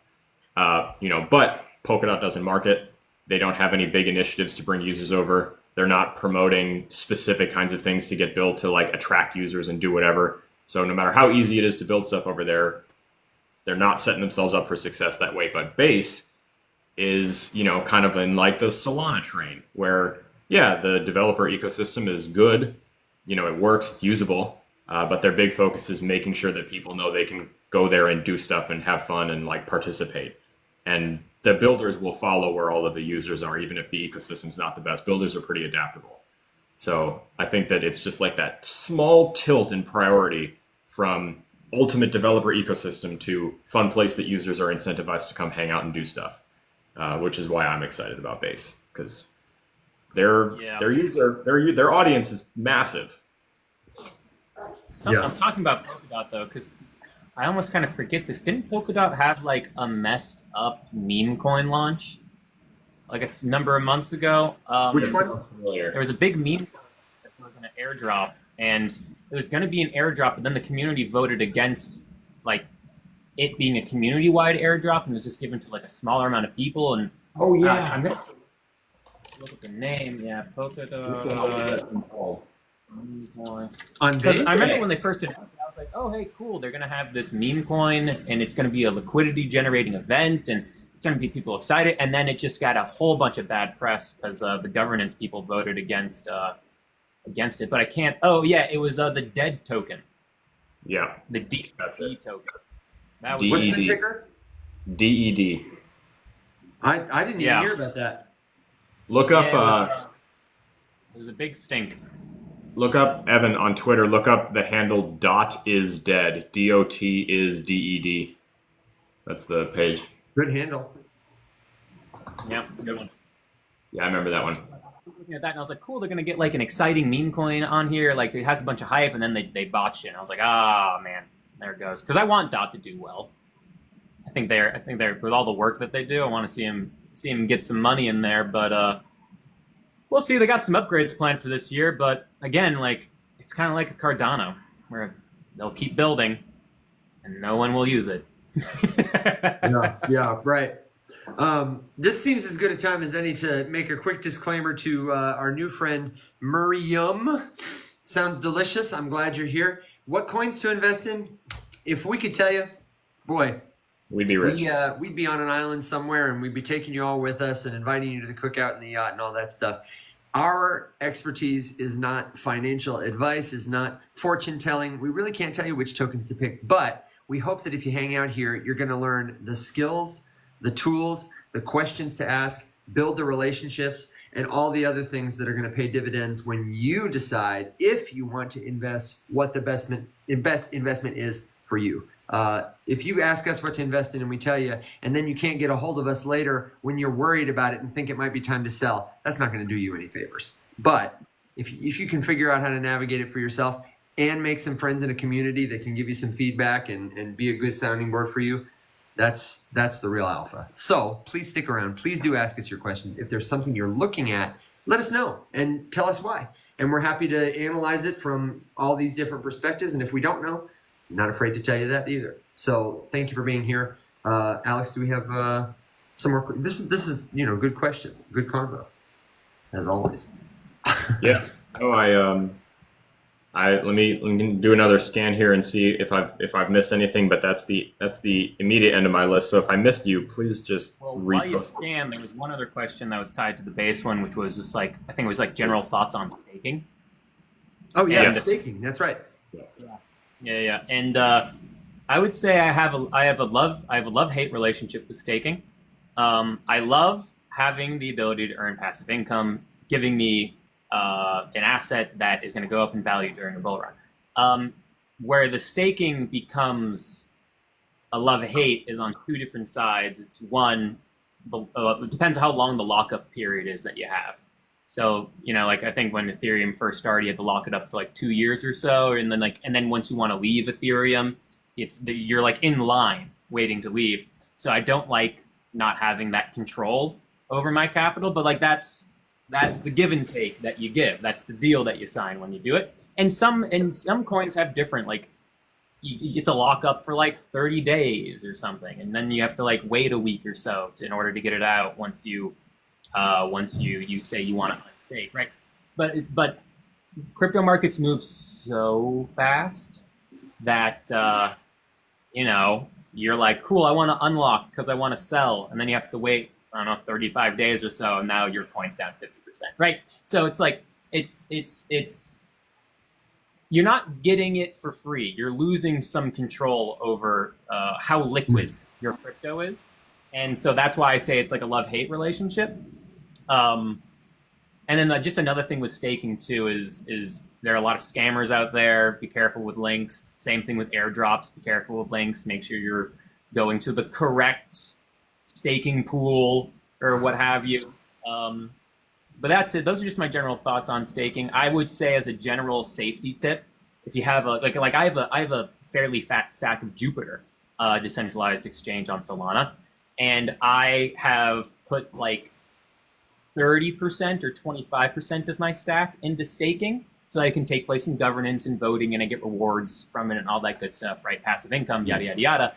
But that's about as much as I'm willing to do it because, there are some other security concerns. We've seen like staking pools get hacked or infiltrated. There've just been like some issues, right? So if you're going to stake, don't stake your entire bag. In my personal opinion, just from a risk management standpoint. I don't know if you guys have any other thoughts. No, the only thought I would add about risk is, like you say, it makes your money less liquid, so that's a trade-off. But there are staking protocols that try to solve this problem by issuing a derivative token, like stake your ETH with us, and we will give you staked ETH or ETH or RS ETH or WETH, something that represents the ETH you have with us, which is a token that you can take somewhere else and stake also. This is what we mean when we say leveraging. When somebody says, I'm trading, it's one thing we might mean. with leveraged collateral. That wrapped token, that derivative token, represents the token you have given to somebody else to hold. And if you invest that token somewhere, then they might say, if the price changes, we would like the money. You have to give us more or we're going to liquidate you, meaning take it. And then you got to go back to the first person. After you try and get this, you got to go back to the first person, get your money there. You know what I mean? So there are different kinds of risks that you are trading for the velocity of your liquidity, how easy it is for you to take that other places. There was a really popular example recently with a token called Kelp that was meant to give a liquid form to eigenlayer points that people were staking their ETH to earn. You could buy Kelp tokens, which were a representation of someone else's eigenlayer points, which don't even live on chain.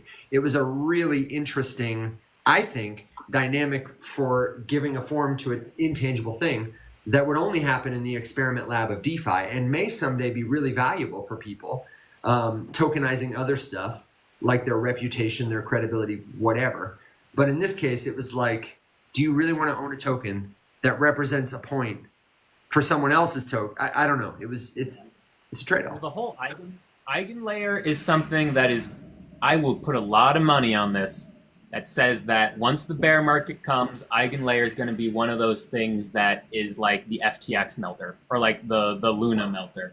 It's those leverage farming. Why do you think that is? Do you think it's because the whole business model is about like staked ETH? Yeah, well, the whole business model is building risk on top of risk on top of risk on top of an asset that's not real and it's somebody's points. You know, it's like, there's so many pieces here that if one breaks, the whole thing can collapse. And also, one of my investments, Extra Finance, is a leveraged farming pool. Risk on risk on risk. They're very fragile houses of cards, but they do very well in bull runs. They typically break in bear runs. And end up being mass liquidation events for people. So, you know, they're very dangerous things, but they can make you a lot of money in a bull run. And that was kind of my stance on when I first looked at Syncus too, where I was like, hey guys, you can make money on this, but it's gonna be a Hindenburg. And it ended up being a rug. So, you know, I thought it was gonna have a longer run, but it didn't because it was a rug project. But yeah, I was just like, guys, these kinds of things, they're here for a short time, not a long time. That was a very short time, but you know. I'd like to catch up on that. Maybe, I know people have questions, so we can definitely move on, but I'd be curious to hear more about your thoughts on Eigenlayer because I've heard a couple of interviews with the team. I've watched that. I'm not a holder. I don't hold Eigen tokens, but I am really bullish on what I see as the business model being adding utility to staked ETH in terms of like security as a service, proof of stake as an incentive aligning service for people who may not necessarily have the capacity to operate a node themselves. I think it could be, what you say makes sense to me, but I also think that there's a lot of value and incentive for people to stake their ETH with them because of the value it gives that ETH beyond just like earn a yield on it. I frankly, if the juice can be worth the squeeze, I see it as like an infrastructural solution that could be on par with like the first layer 2, or even, you know, an EVM itself. I think the infrastructure would be huge, like for crypto beyond crypto. Sure. Well, this is what I'll do because I've been meaning to do a deep dive research session on Eigenlayer. So let me do that, and let's talk about that next week. Okay. Can I send you a podcast? Because if Sure. you're not a podcast guy, that's okay, but I can send you the transcript it's an interview with the team, and they speak about it with Laura Shin on Unchained, and she's just the best journalist in crypto. It's fantastic. Okay. Cool. Yeah, She yeah, asks I'd hard love to read it. questions.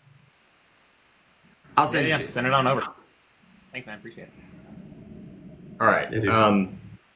I probably got 5 or 10 minutes, and then I got to start to run to some meetings. Sounds good. Boo, regular day job stuff. I get you. Bless you for your He's time. trying to get Will to just quit his reliable job, but and also my health insurance. overrated. I don't disagree with any of the staking stuff. My biggest warning for like staking is that I feel like it's often just presented as like a unique all right, a good enough utility by itself, and I don't believe that that's the case. So like, the video that I posted yesterday, which is sort of like my process guide for auditing a meme. The one in question there was like a hold to earn meme. That was their claim to fame, which was Syncus's claim to fame, as Will was just saying, where the only thing that makes it theoretically valuable to people is that you are able to use it to get more of it, which is just like fancy crypto speak for this is a Ponzi scheme. So those are Ponzi-nomics. So I'm always like, if I have the opportunity to stake something that I have a different reason for wanting than the staking, that's where it becomes interesting to me. So, you can stake ETH, you can stake Polkadot, you can stake Cardano. So like if I'm a builder and I'm using it to do stuff, or I'm running an ecosystem over there, and like in the meantime, I can stake, my treasury or something like that, and I can earn interest, and I can also lend my support to the network. That's a cool byproduct. And that's a fun thing. I enjoy the proof of stake, mechanism in general, but I feel like it just gets twisted a lot to where people think that the thing that is valuable is the fact that they're staking, and then we try to hodgepodge some other random little utility to seem better on paper, but at the end of the day, really the whole thing is just like, no, hold more to earn more, and then you'll have more. And it's like, well, if everyone's doing that and there's no reason to have more, it's eventually going to, like Will said, explode. It can only go so far before someone big is like, yeah, I've got enough, I'm out of here. And they leave, and then the domino effect happens and everything goes to zero. And then you got a bunch of salty bag holders, and then that's it forever. And then they're just sitting there staking forever for no reason, and the price is never going to come back. So that's what I'm wary of. It's funny. I remember the time when staking was new, and like you could first do staking. Everyone was like, "That's the greatest utility I have ever heard in my life," and like because it was so new. And now I go and I research a coin. And it's like governance and staking, and I'm like, bare minimum. You are meeting the bare minimum of what one utility needs to be here. I need like 1, 2, 3, 4 more things. I need a revenue share model. I need a burn mechanic. All these things. Maybe not a burn mechanic, depends on the business model of the project, but yeah. So, Will, do you want to take one more question? Do you want to give us a final thought, a good joke, word of wisdom, so we can respect your time and get you on your merry way to a good day of meetings? Let's see. Buy every coin that I'm invested in, pump my bags, follow, like, comment, make me rich. You heard it here first, folks. Comments, only compliments about my physical appearance, please, in my videos. It's great for my ego. I'm a man made of glass. And yeah, I think I covered the bases of why I make TikTok videos. So yeah, that's it. There we go. But no, I'll take a question. I don't know if you guys have any questions. I'll take one more. Well, we could. So there was a couple. Someone asked about LimeWire. Someone before earlier was asking about a specific meme, and I was like, why are you interested in this? And they're like, because someone said that it's the only bear market token that's going to do 100x.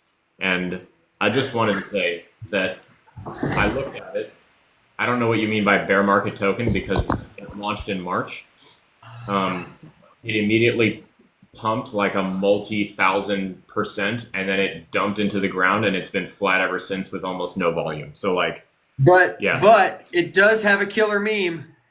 Zebu, I did not know until moments ago, is a beautiful animal with a weird hump. And if crypto people love anything, it's weird animals. So that's my lesson there, is like when the meme chart is backwards, but it's not that important. When the meme chart looks like that, where this is the beginning, so you guys looking at it backwards, and then it immediately does that, and then it immediately does that, and then it stays like that. That meme had its day, its time in the sun. There's something funnier that's going to come around. It has nothing but a massively uphill battle to just even prevent itself from dying, let alone 100xing from there. There's no reason for a piece of shit like that to ever 100x ever again. Interesting comment, because it was funny. I was having a conversation on this one with another influencer who had questions about the video I made on it, Blender Network. So let me talk a little bit about this. Names and ellipses with a black screen profile picture. Anyway, I'll answer your question, buddy.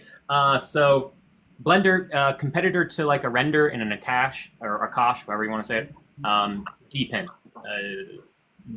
GPU, their big thing that they're trying to say from a differentiating standpoint is they're building their own hardware, specifically made to provide GPU capabilities for GPU rendering, so that data science, it's the same thing as render, but they have a hardware that's dedicated for it. Now, the opportunity there, if they're actually able to execute on it, is pretty big.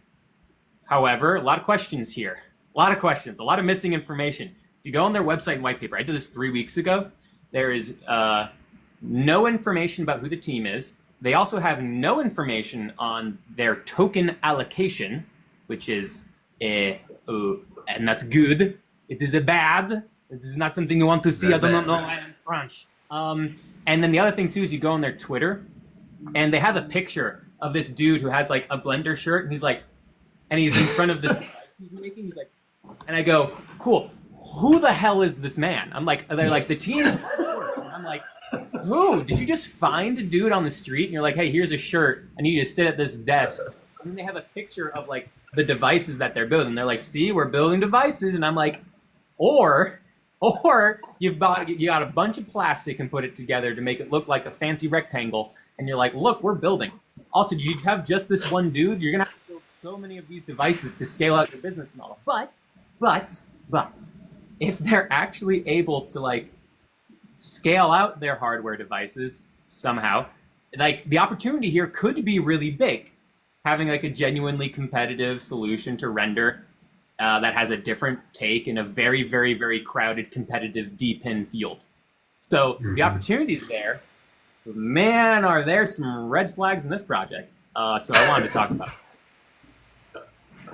Yeah, and I have a video on it. Again, it's one of my deep dive videos, and I'm nicer in it than I think I should be. But I pretty much give the same kind of take there. It's like an 8-minute video. I'm sorry, I can't do deep dive videos that are like shorter than 5 minutes. It usually goes to 8 minutes. So we love it. We love it. Yeah, dude, I feel that pain. Yesterday when I sat down to do that like meme coin thing, I got out of the habit of saying I'm going to do it in a minute, because then I film a 6-minute video and I'm like, well, shit. I genuinely went as fast as humanly possible. I get to the end and I'm like, there's 5.5 minutes of footage. We got to cut something out of this thing. It's hard to do, but that's usually when I try to tell people like, look, this is not what you're scrolling for, like looking to stop your scroll and wait 6 minutes to hear the rest of it. So like, just get in the habit of saving it for later. And then when you like have, put it in your booklet of things to do. Because in the grand scheme of things, no video is going to do it in less than 5 minutes. But TikTok is a hard platform to do that in. So it's a tough line to walk sometimes, for sure. I used to only make videos that were 90 seconds because then I could take the video and go on Instagram and make it an Instagram reel too. Right. Right. But then I was like, okay, like I think I'm doing a pretty good job in like differentiating myself from other influencers on TikTok. But then I was like, I just don't feel like this is doing a good job, because like I don't follow crypto TikTok influencers. I don't. It was I don't follow them at all. I have a handful of YouTubers that I've followed for years, and I go, cool, those are all the influencers. There's 2 people on TikTok who I respect, and it's Mac, and it's Josh Jake, and everyone else I'm just like kind of cringed out on. And I don't think TikTok's a good platform that gives people the information they need to actually help them to be better crypto investors. So I was like, I'm gonna do these longer videos and see how they go. And luckily, they've been popular. I was like, okay, cool, that's nice. No, it's tough. Your 2 biological fathers, in other words. My 2, yes, yeah, exactly. Yeah, the chins and the hair. Yeah. But I had the gall to think when you opened your mouth, I was like, he's like 2 people I respect on TikTok, and I was about to be like, thanks, man. Thanks, man. Oh no, the hubris. Sorry, I wouldn't be here. I wouldn't be here if I didn't like you guys too. Sorry. No, man, I'm just no. But, I follow them, but not because I'm following them. It's because I want to. I want to see what they're saying and see how they think, so I can know what to look for. You know what I mean? When somebody says, "Have you seen?" I want to be like, "Oh yeah, I've seen it." But Yeah. But Alex, I know you're not going to be in Nashville. Evan, I know you're not too far, but the Nashville conference, the Bitcoin Nashville conference, I'll be there in July. I'll be there for those 2 days. So if you want to pop by or something, we can grab a drink. I definitely do. Alex told me about it. It's Bitcoin. That's the name, Bitcoin Nashville. Yeah. It's the one that had been in Miami for the past 3 years, which is great because I have a place there. And then I found out it was in Nashville. Like, damn, it's got more expensive. But yeah, it's in Nashville. Do you have a connection? If I look it up, like the website, do you have a media pass? Or are you buying? No, I don't have a media pass. I just bought the regular entry ticket or whatever. I don't need all the frills and things like that. I'm just going. Man, that's the alpha, dude. That's the alpha. That's where they keep the hot tea, the literal hot tea for the press. You go in that room, you get away from the everyday people. Not that there's anything wrong. I'm an everyday person, but then when you walk in and you're looking like this and you're drinking the hot tea and there's no one around, you just get to decompress. I don't know. Let me see what I can do. I'm gonna put it down. The thing is, I was just looking at the price of the tickets, and I was like, I'm going down there. There are a couple people I'm planning on meeting, so I'm literally just going down there to meet those like 2 folk, and I'm gonna go be like, cool. That's the best part. What are you talking about?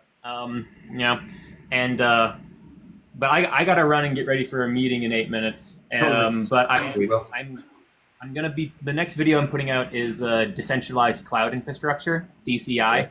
A lot of people have been asking me about it. I'll put a video out later today. Yeah, and then I'll look into what was I saying? Oh yeah, I'll do a deep dive. You gave me some homework. I always have like a little bit of homework when I'm chatting to you guys, which is always great. And I'll do a deeper dive into the eigenlayer so we can talk a little bit more about it. Yeah, I'll send you some links. Okay, man. Good deal. Well, thank you, Will. Well, thank you as always. Good to see you. Yeah, I'm gonna go keep my health insurance. See you guys. What a delight. Will's he's a true gem. He's someone worth following. Yeah. No, it's always good. He says he gets homework. I always get homework too. That's why, I mean, he just knows more about so many more tokens that I just have not read about and know nothing about. So it's always a fun format to, I think, just like pull back the wool and you do it a little bit. I mean, like you said, it's so hard to cram I mean, that's why all of Mack's videos, when he talks about a token, they're always 3, 4, 5 minutes long. You simply can't like describe anything actually relevant to why a project is good or is not good in 30, 60 seconds. Like it's just not possible, which is, I mean, that's why Evan and I don't ever get any like paid promo sponsorship things, because I open every conversation by saying like, hey, listen, I can't do a minute-long video. It's not going to do well, and I'm not going to film it. So like, let's do something else. And they're like, nah, never mind, we're good. And then so it's nice. I don't get shilled all that stuff on a regular basis, which is actually really nice. I just got one yesterday, Evan. I was like, oh, it's like the first time in months. I didn't even I'm not going to respond. It was bullshit, but it was just funny. There's a few things on the list that that we can hit. Yeah, I heard you mention LimeWire a couple times, and I saw that comment come through. Yeah. Can we just start there, because I don't know enough to have an opinion about the crypto connection, but I'm curious if you do, Alex, because my understanding was there was some affiliation between the emergent crypto token LimeWire and like the OG. Let me get on my mom's computer LimeWire and download all my favorite songs and get a bunch of irises, which, hit me right in the nostalgia and seemed like it could be, a company that would understand crypto and probably attract an interesting community, but I don't know. Yeah. So it's an interesting one. Let me pull up the stuff. So the deck screener page about it really leaves a lot to be desired. So it's a $50 million market cap with, I would say for that, not very much liquidity. So there's $800,000 of liquidity. Really? Yeah. What's the volume like? In 24 hours, 100 grand. So like there's stuff, and it looks like it's kind of waking up a little bit. So for context, this thing launched in May last year. And it exploded. It went from less than a penny to $8 very quickly. Like in a day. It went from, let's see, the actual range. Oh, okay, it went from 2 cents to $8 in one day. And then also in the span of that one day, it went back to 70 cents. So an incredibly aggressive pump and then a dump. And then it was flat, like sitting at about just sub 20 cents for months and months and months. And then in November, it went from 10 cents to 50 cents. And now it's been sort of like steadily climbing all the way up until the beginning of April. And now it is steadily dropping. So there's a brief history of like what the token has done. So same kind of thing, right? It has like a really intense uphill battle. I don't know why is it really that dark? It just looks like I'm sitting in the dark right now. I have no idea. Oh yeah, do you have the puzzle piece? Usually it does that to me when I get the puzzle piece that's about to end my life. Nope, I already did the puzzle piece. It's just like there's a very bright light shining like right on my face. Oh, that's better. That's better. We get you back now. You just had to show us the light. That's weird. Shaking a little bit. What does the token do? Because like if that was the activity on something, it claims to be a utility token. And so if people are like holding it for the purpose of governing a community, I would not be so sad about that, like that price action. But it's hard for me not to believe it just isn't speculative. No, that's what I'm going to look at next, because Go Plus has like the worst flags you could name. It has no ownership renounced. It's mintable. Transfers are pausable. There's a whitelist and a blacklist. So all 5. Well, and according to their website, they have an audit by CertiK, which is a leading name in the blockchain auditing space. And apparently they score in the top, 70% of all audits ever done by CertiK on crypto tokens. I don't know, 1, how valid that is, or 2, what kind of, like, is that like bragging you got a C+ on a math test? I don't know. And their website claims that they offer a leading AI studio for image, music, and video content creation, as well as a social platform for creators, artists, and musicians. Home to the second largest Discord community worldwide with over 2 million members, a total of 500 million pieces of content created with the help of their generative AI models. And how do they use blockchain? They make the content ownable, tradable, earn LimeWire token as part of their ad revenue share program. Interesting. My questions are like, okay, how does that compare to Midjourney, etc.? Is the Discord a substantive community, or is it just, like crap, a lot of noise? And how sustainable is this ecosystem? Like, are they building other stuff? Are people going to use this stuff compared to other products? Just curious says that the app hasn't opened, but the tokens are theoretically to pay artists with. Sure. I wonder if they're assigning, points for now, or if they're tracking it some other way, because that's not uncommon. I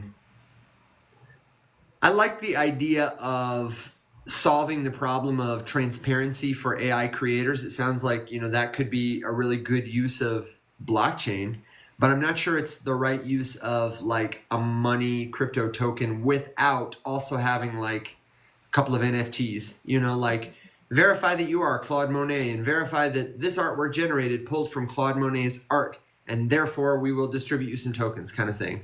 But I don't know. Are people using the artwork? Is Getty Images licensing from them? I don't know. Yeah. Yeah, no, I have the website pulled up. There's a lot. I mean, obviously LimeWire is a big name. I don't know how. There's a lot here to read that I don't want to just sit here and read all of it right now. But I will look, just because it's at least like LimeWire's name has at least earned a peruse of the website,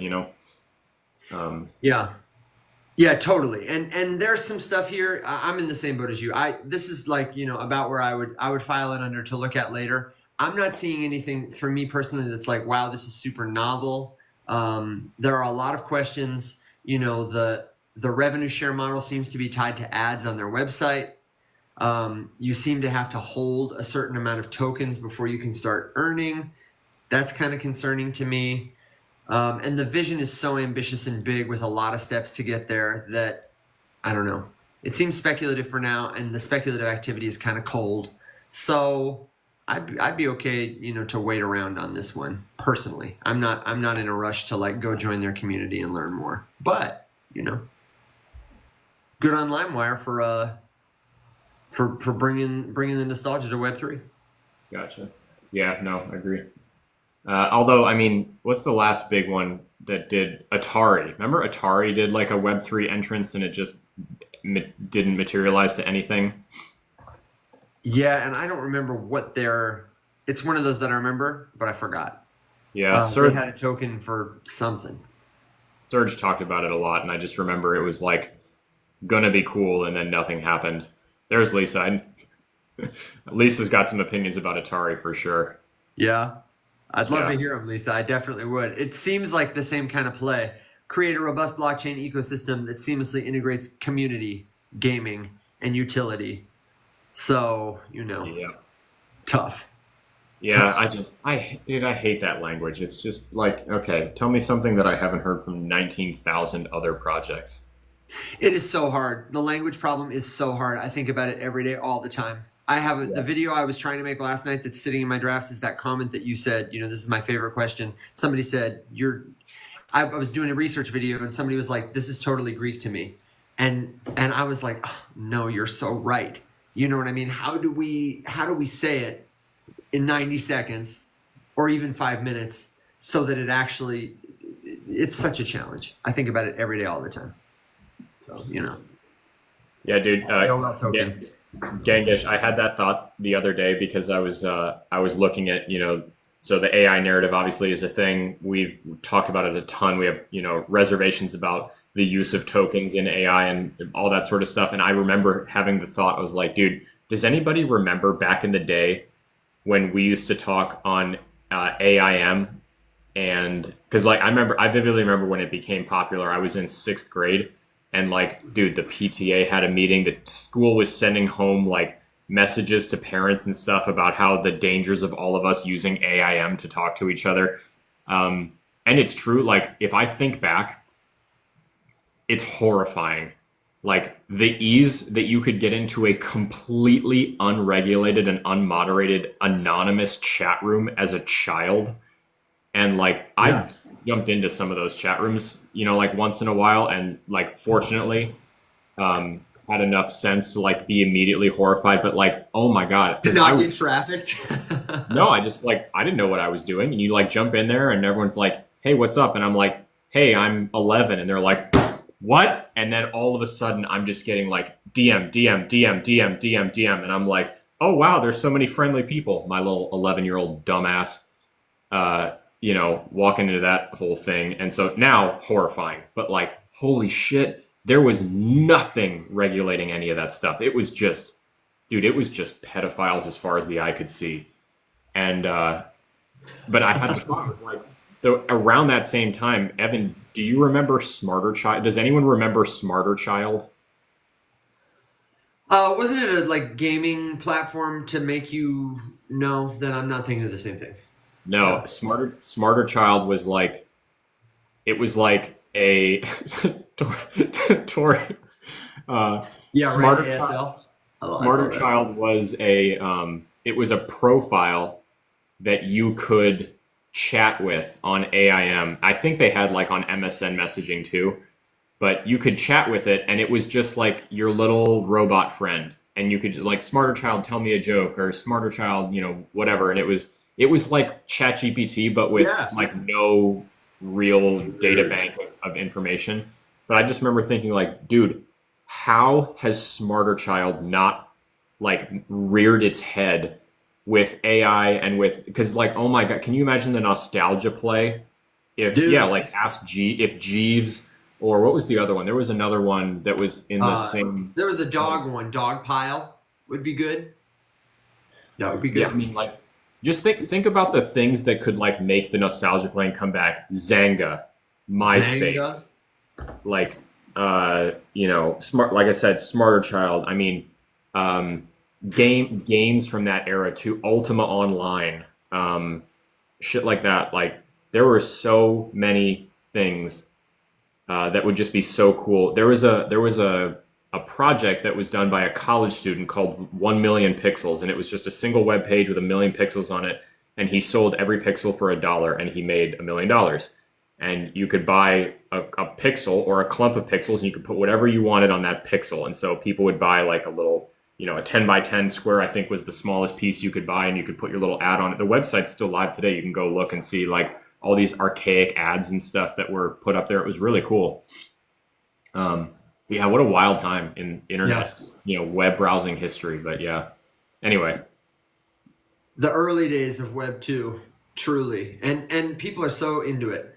Like that, there's no doubt in my mind if there was an AIM token, AIM AI, AIOL, it would go nuts. It would go absolutely nuts. Yes.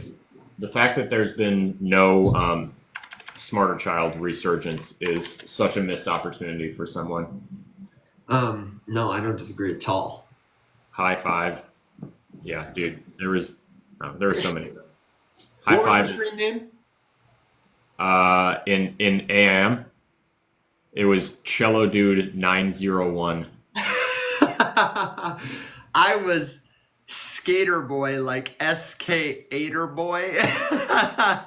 Yeah. 52391. Like just my whole ass birthday, just hanging out. Like. When I was stationed on the ship, my my supervisor made all of us, when one day we were all just like sitting there bonding, and the ultimate icebreaker was, what was your AIM screen name? And he was like in the room, in the rack when we were all in there like talking about that, and he wrote all of them down, and then whenever someone was in trouble, he would yell at, like, address them by their AIM screen name, and then he would you like wear the name tag with your. And there was one of my friends, I just remember he was like, his mom made his for him, and it was like Pookie Bear 3 or something like that. And so he never lived it down for a year and a half stationed on that ship. I would have lied. I would have lied so hard and been like, my screen name was Big Daddy. I don't know, I mean, there was a few, dude. One of my friends' screen names was literally Snot Rocket, and so that was his name on the ship. Pookie Bear and Snot Rocket were just hanging out on duty together. It's me and Snot Rocket here with Pookie Bear in the mess hall. Anyway, I did want to, in an effort to put us back on track a little bit, there was a couple. Let me do a quick scan. But Evan, one of the things I thought we could do, just because there was a lot of jargon in that last description of DPIN, and we never really broke down what it was. So I thought perhaps we could start with that one, and then just do like the TLDR and like what even are all of these narratives hypothetically trying to do. So while I scan, do you want to describe DPIN for someone who has no idea what it is? So DPIN stands for Decentralized Physical Infrastructure, and refers to an industry effort to take these very centralized services like cloud storage, Amazon data backups, your wireless internet provider, routers, cell towers, you name it, infrastructure that creates the digital world but lives in the physical world, and often is controlled by like one company or a few companies, think AT&T, into a community context where all the users own not just the infrastructure but the network, and power is redistributed to the edges. Governance is distributed to the people who use the network at the front line the most. That's like the hypothetical. And we're seeing this narrative take shape in the context of like telecommunications. An early example of decentralized physical infrastructure from sort of the last run would have been Helium. They aimed to create hardware that put routers for a decentralized network that also functioned as nodes into the hands of many people, kind of like a VPN network, where different people could give their server strength to the network and everyone all around could use it. And the more of us there were, the better it would be in terms of connection signal strength. The challenge with DPIN, I think, at least the most prominent one in my mind, is that Hardware is tough. Hardware is tough to design and scale. Put that on the bumper sticker. Huh? Yeah, hardware is tough. Hardware is tough. Hardware is tough. TUFF, tough, man. And it's tough also when you're trying to integrate like blockchain and crypto and network incentives to sell people generally, the average consumer, on like, no. You're going to access the internet, but you got to get the device. You got to install it. You got to maintain it. And to reward you, we're going to give you a cryptocurrency token. You're going to have to get a wallet. You're going to have to, and then if you want to turn it into cash, you're going to, so there are a lot of hurdles. What do you think, Alex? Where would you take it from there? No, I just I have a one of my, I think I have a playlist called Crypto Narratives, and Deepin is one of them that I did a video on covering. Honestly, I mean, it's kind of boring to say, but like I feel about it the same way that I feel about any of those where you're trying to add blockchain to another industry. Basically just to say like, you have to understand that it's not just quite as simple as like, oh, we can just do whatever we want and slap a blockchain on it. Like there are the confines of that industry. Like it's all well and good to want to decentralize this or decentralize that or tokenize this or tokenize that. But if the thing that you're tokenizing is like a regulated thing, no matter how you decentralize it, you still, if you want to participate, especially in the United States, in that industry, you have to abide by whatever their rules are. So like, that's why I think that tokenized real estate is awesome, but think about how much bureaucracy there is around the legal side of real estate management, investing, trading, holding, buying, Yes. Whatever.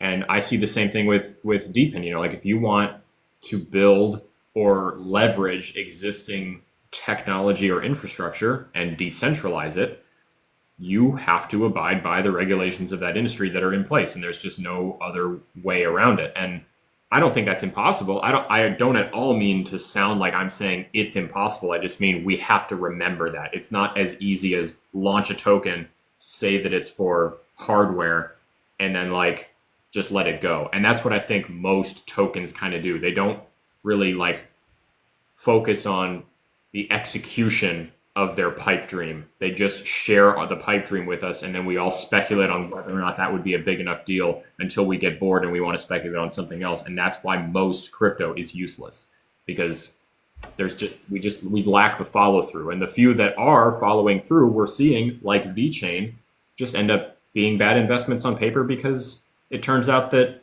it was really boring and we weren't all excited about it. No one gave a shit about supply chain data tracking before VeChain slapped a crypto on it and made it sexy for 20 minutes. You know what I mean? So that's how I think about it. But yeah, well said. Do you want to talk about a different narrative? So I would say I don't want to spend a ton of time doing all of them right now. I do have a number of them in the playlist, and I need to make more. There are more to cover. I would just use that logic that I just laid out and apply it to any of them. Just Agreed. think about like, okay, what does this narrative want to achieve in its pipe dream? What's the fantasy? And then, okay, if that's a real industry, there's probably something that I can look at right now. So like AI as a crypto industry. Okay, let's forget the crypto for a second. Just look at the AI industry right now. What do we know? We know that Sam Altman was dragged before Congress to testify about the dangers of large language models and the advancement of AI as a technology, and all that kind of stuff. So we already know that there's congressional scrutiny on the AI industry, and we know there's congressional scrutiny on the crypto industry. So if you squish those two together, you are creating just an absolute minefield of potential American government intervention and muddling, regardless of whether or not it's cool or valuable.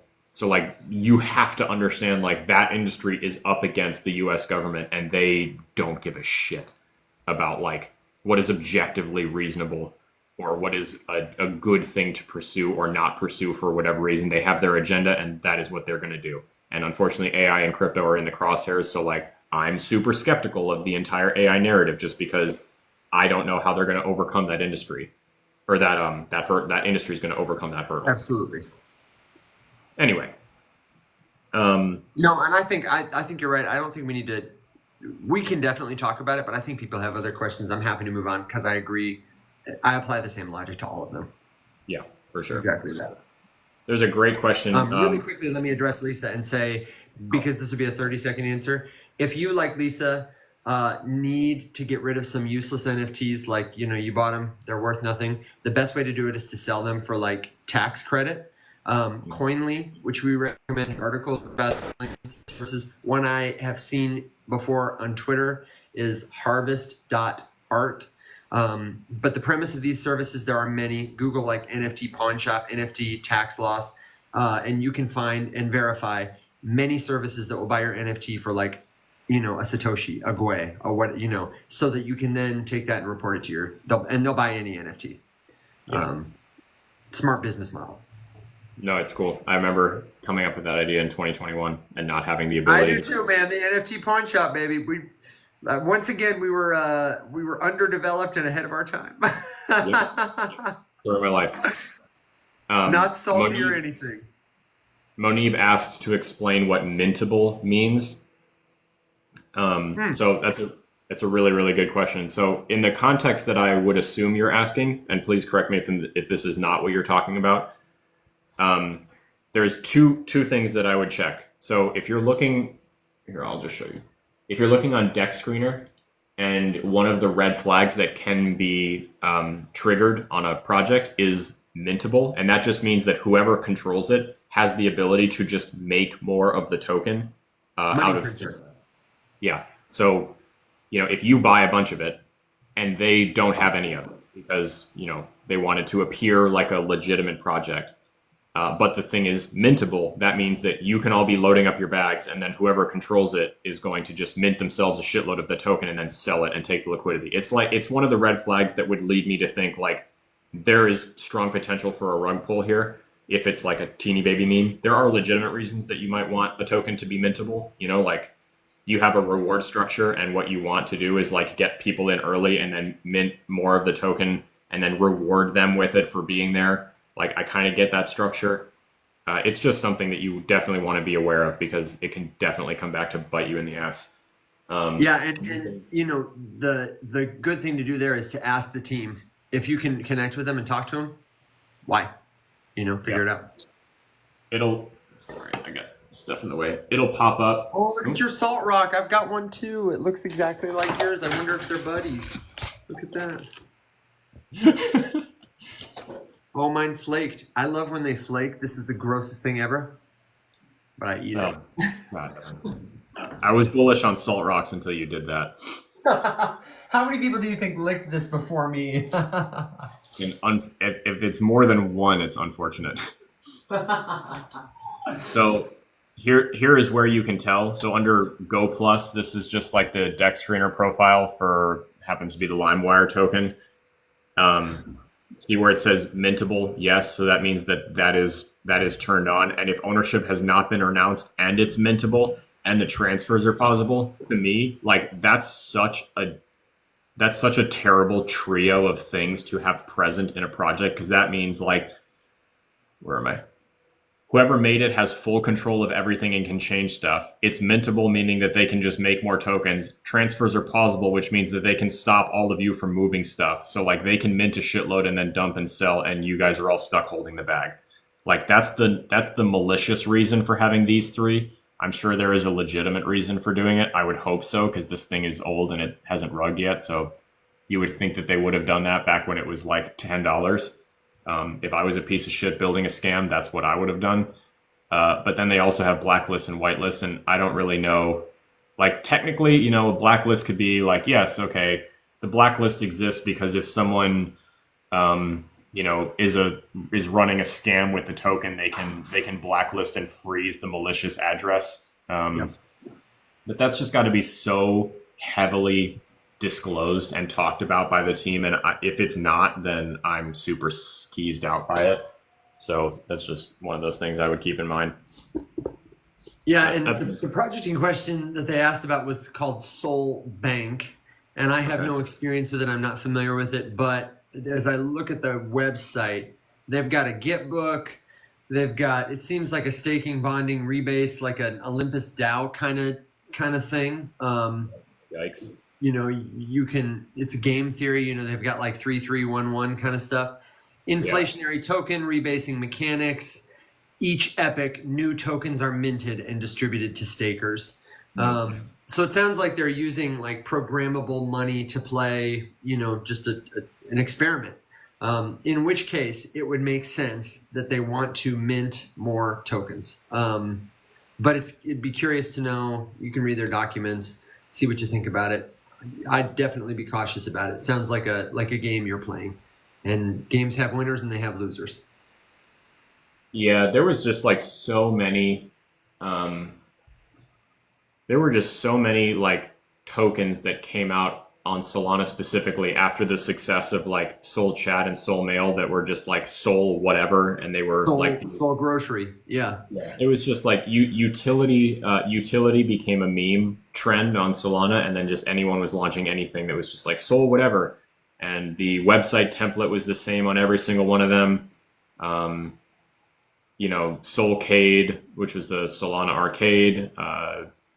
You know, chat, mail, GPT, grocery, whatever, you know, like all it was just, so that was a little bit of a trend, and most of them didn't do anything. There's a couple that are building an actual product, and now we just wait to see if they actually do anything with it. You know, theoretically, they're all launching stuff like with the Saga 2 phone, which we'll see what that turns into. Yeah. But yeah, we've talked about Wormhole a little bit. I guess if there's anything specific you'd want to know about it, it's kind of a big deal. I guess it's a cool thing. It's a big interoperability protocol that Solana made famous. Yeah, it's there are people who have used their tech to build other stuff on top of, which is always a good sign. Like if you have a piece of infrastructure or a product that other people want to use, pretty bullish on that. They were a sponsor for Crypto the Game, and I was thinking I'd have to like transfer some assets, but all it was is we played a game of Snake where a little worm chased an apple that switched from being like the Cardano logo to the Near logo to the Algorand logo to the Bitcoin logo as it grew, which, you know, is cool, I guess. But that's you know, I'm sure not their utility. Alex, I don't know about you, but I would not be sad about taking our dog and pony show on the road in, you know, 10 minutes or so. I feel like we're winding down. I feel like we're getting to Well Met, and we have enough to like carry us into the weekend. So if you've got last minute questions, let me know. Alex, if you feel differently, let me know. No. But I want to publish that tutorial on Revoke. I want to make the YouTube video about it. And then I'm going to start getting our newsletter and our websites up. Somebody asked, please cover RSC and SDAO. We talked about RSC a minute ago. And my take on it, and I think, Alex, we're in concurrence about this, is that there's a misalignment of incentives with a lot of narrative-driven tokens, but RSC and many hype DeFi projects in particular, where what it purports to be able to do is fund research without an agenda. But the mechanism by which it says it will do that is this token that anybody can buy, and which, because of the hype around DeFi, many people are speculating on, leading to a lot of volatility. And so, unless they can decouple the token from that volatility, researchers are not going to want to use it because they don't know today if the price is going to be up or down. And unless researchers are actually going to use it, then who is, in the long term, going to want to speculate on it? People who are trying to solve problems like this with crypto tokens would do well to, tokens are cheap, they're free, you can make 1 million of them, they're programmable, you can design them to do whatever you want, would do well to create a multi-token system as one solution with NFTs and a mix of fungible tokens so that people can speculate, but also the utility can thrive. We can talk more about that another time, but just generally speaking, I wish tokens. I don't invest in tokens like that have bad incentive structures. Could it be a good short-term speculative investment? Very possibly, but I don't think it's gonna. I told Alex I was bullish on quadratic funding. I think that more than any other idea I've seen in like DAO type situations to decentralize and democratize funding has potential. the TLDR is, it levels the playing field if people try to buy influence. Yeah. But it's a big brain topic, so eat your Wheaties and then Google it. So the question on Wormhole was in regards to its tokenomics specifically. Would have to do, so looking at the CoinGecko profile, the first thing that I would look at for just a general overview of tokenomics is what's the market cap versus the fully diluted valuation, which just tells you whether or not everything is circulating and how much is left to circulate. So for reference here, the total supply is 10 billion and there's 1.8 billion in circulation. So like there's a lot to still come onto the market. So the next thing I would do is look up vesting and see, well, where are all of those tokens and how long until they can come onto the market? Just because that'll make an impact on price. That's one of those things I would want to know about. How long do I as a holder have before more sell pressure comes into the market as someone else who is now holding a shitload is finally allowed to sell? That's kind of the pre-sale risk, like pre-sale investors always get like a little bit of their token up front. And that's usually where that initial flash crash comes in, because people buy the token as soon as it launches to be early. And then everyone who has it from the pre-sale sells on that pump, which crashes it, and then everything stabilizes and it finds its footing, and then it goes on to do whatever it's going to do. Wormhole is in the same boat there. It just launched beginning of April. Their actual token, the W token airdrop happened. So it is down from its launch price, but it's barely a month old. It takes time to settle out, and whatever. It looks like it's found its footing at 60 cents, and that's kind of where it's sitting. But it's also shaky market conditions, so you kind of got to take that into consideration too. This is another one where I don't know that I feel like the juice is worth the squeeze, because I don't know. It's a DAO token, but you can buy it. And how like beyond speculation, which is a valuable utility, especially as the meme coin casino is proving to us, I don't know. I think the promise is like baskets of stuff, buying baskets of different assets. I honestly am not that familiar with it, but I don't know. Using a token to speculate on other tokens is interesting, but it seems like they're really trying to go hard on AI and a narrative, and there's a lot of squeezing that you got to do before the juice is there, in my opinion. That's as far as it goes. Side note, just because I saw someone specific like the live. So first of all, thank you. Earthy Hen Vibes.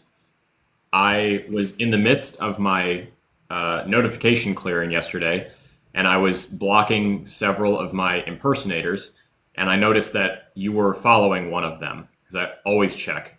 So this, I'm not calling you out, because I know it's easy and there's a lot of them. And it was like one of the more convincing handles. It wasn't like a weird spelling. It was like my name and then I think 2 or something. But this goes for Evan as well. This right here, the account hosting this live stream, is my only account. And no matter what the bio says, I do not have a backup account just to answer comments. That's insane. I don't have a backup account that will DM you. I don't have a backup account to post other videos. There is one. It's this one. I will never DM you first. I will never respond to your comment with a video that does not have my face in it, ever. And all of them are not me. They are all fake. They are all either bots or they are malicious individuals. Some of them are run by humans. Some of them are run by computer programs. Yeah. So just keep that in mind. Doing my weekly PSA. Yeah. Daniel, I respect that, but people listening or not, it's worth at least saying. It takes almost nothing out of my day to remind people that this is my only account, no matter what the bio says. Yeah, and if you want to feel like you're doing something helpful, I get a lot of messages from folks. Did you know? We definitely know, and it's not that we don't appreciate the messages, but the most helpful thing you can do for us and everyone in the community to keep us safe is you don't even have to tell us about it. Just go to that profile, tap the little arrow in the top corner. It'll give you the option to report the profile. And the first, I don't know how it appears in your TikTok, but it should be one of the first options you see is frauds and scams. Don't say impersonating someone, because the only options are me or a celebrity, and as famous as we are, we don't have blue checks. So you got to report it as a fraud or scam, and then it will give you the option to block that person. And we just, until TikTok does something different, we just gotta. I mean, yeah, you can try. Just block them. TikTok doesn't give a shit. Nice. I report so many impersonators that are impersonating me, and I have never once had TikTok return that report by saying, "Yep, good call." Every time they come back and they say no violation found. And I'm like, it's my PFP, it's my username with one character difference, and they ripped off all my videos and posted them. What more do you need to see to prove that it's a fake account? Like, but they don't give a shit. So don't even waste your time reporting it. Just block them and move on. Yeah. Anyways. Yeah. So that tokenomics rant there kind of, I think, someone had earlier asked like to sort of describe tokenomics in general. Yeah. Good question. That's worthy of like doing a dedicated video about, to just sort of, pin up and have for future reference. But in general, tokenomics, the phrase, refers to the economic structure of the token for a crypto project. That includes how many of them are there, how many are in circulation, how many are not in circulation, what is the plan for the ones not in circulation to come into circulation, Evan, throw out anything. I would just say tokenomics are to incentive design on blockchain what painting is to art, or what email is to the internet. It is like the programmable tools that we have, tokens, and how they are structured, the supply, how they're released, who gets them, how many of them there are, whether they're fungible or non-fungible, that gives life to the values we're trying to create on our protocol. Like, do we want to have a DAO where everybody shares a bank account and has equal opportunity to fund stuff? Do we want to have a Ponzi scheme where the people who get in earliest benefit the most? Do we want to have an inflationary token supply to measure like who is the most valuable person in our group right now, or non-fungible tokens to prove your identity?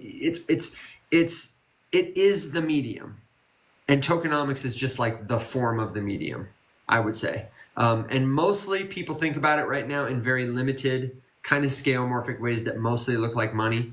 But starting to understand how tokens can represent anything will help you get closer to understanding what representations are helpful, are novel, are interesting, have been done before.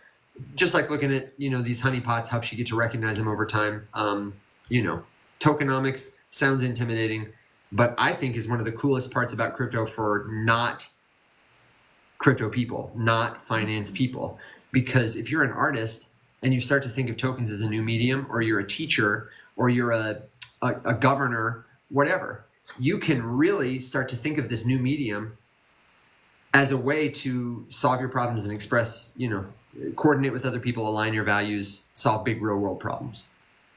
Sorry, that was way too much, but I love tokenomics. I wish it didn't sound so financial or economic or scary. But we should definitely do a whole video on that. And maybe we should even, in that video, treat it like a medium, to say like, okay, now we're going to design tokenomics for a game. Now we're going to design tokenomics for a school board. Now we're going to design tokenomics, I mean, even more general than that, for like a information verification company, Yeah, so A24 SDAO just covered it for the second time, I think in direct response to you asking about it.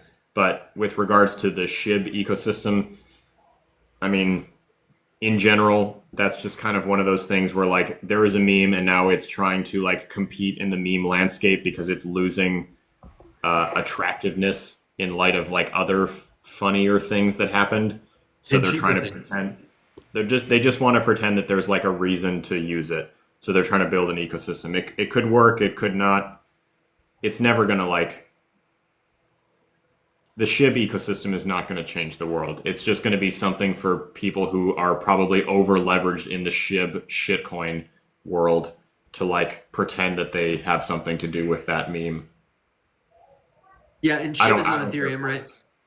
Yes. Yeah, not gonna make it. Not gonna make it. I mean, when you can go to Solana and spend $10 to trade forever, like, that's one exchange, that's one transaction fee on Ethereum, like, that's rough.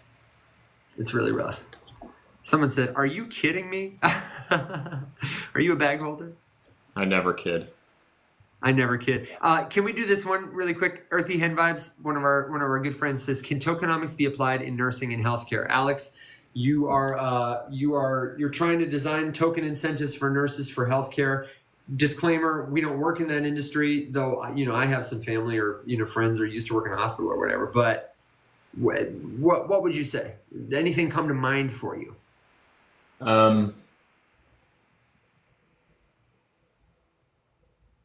I'm not particularly excited about the prospect of adding a token to anything healthcare related. I am very excited about the prospect of adding smart contracts for health record access and information gating in the healthcare environment. That makes way more sense to me. But I'm very open to being educated about this if there's something new that I'm not thinking about, but I don't see any reason that like a specific token would help anything that the medical field is trying to do. But it does make sense, like if I'm going to the doctor and I want to make sure that I have control over how much of my own medical record I share with whatever doctor I'm talking to. That's a way that you could use a smart contract. That's a way that you could use ZK proof, zero knowledge proof as an idea. I think there's a lot of applications for Web3 type technology in medicine, but tokens specifically, I don't see any reason for. So I would say I'm totally on your page, and here's how I would do tokens for it. You would want to have some sort of decentralized alternative to healthcare management system that could integrate with and work with systems that exist now. That could allow for patients to have permission over who sees their medical records, allows them to be stored digitally encrypted on a blockchain using something like zero knowledge proofs, and would be gated. So that when I left a doctor, I could revoke their access to see my records and my file wasn't living in their cabinet somewhere. So that when an advertiser, a pharmaceutical company, came to see my doctor and tried to sell them a medication, that my doctor would use like my information to say, yes, you should sell this to me. I could grant or deny that permission. It could be automatic or it could be on a per basis and possibly get paid for it. Or more easily compensated if there's a lawsuit. The second thing I would say is for nurses specifically, I would absolutely want every employee at my hospital, any kind of organization, to have an NFT that represents like, welcome, you are a nurse. If you're an employee of the month, I'm going to use tokens for that. I'm going to create a token that represents employee of the month and I'm going to send it to your NFT. I'm going to also send you a fungible token for every day you work at the hospital. Every hospital employee gets 100 fungible nurse tokens every single day. And when we have a vote about something that is going to affect the hospital, somebody who has 1,000 nurse tokens is going to have a heavier say than somebody who has 100. Or somebody who has left the hospital, maybe I want it to be a hyperinflationary token so that if you leave the hospital 10 years later, you can't just come back and be like, oh, I'd like to vote on this policy. But maybe if you have 10 employee of the month nurse NFTs, maybe that's worth something and you still can.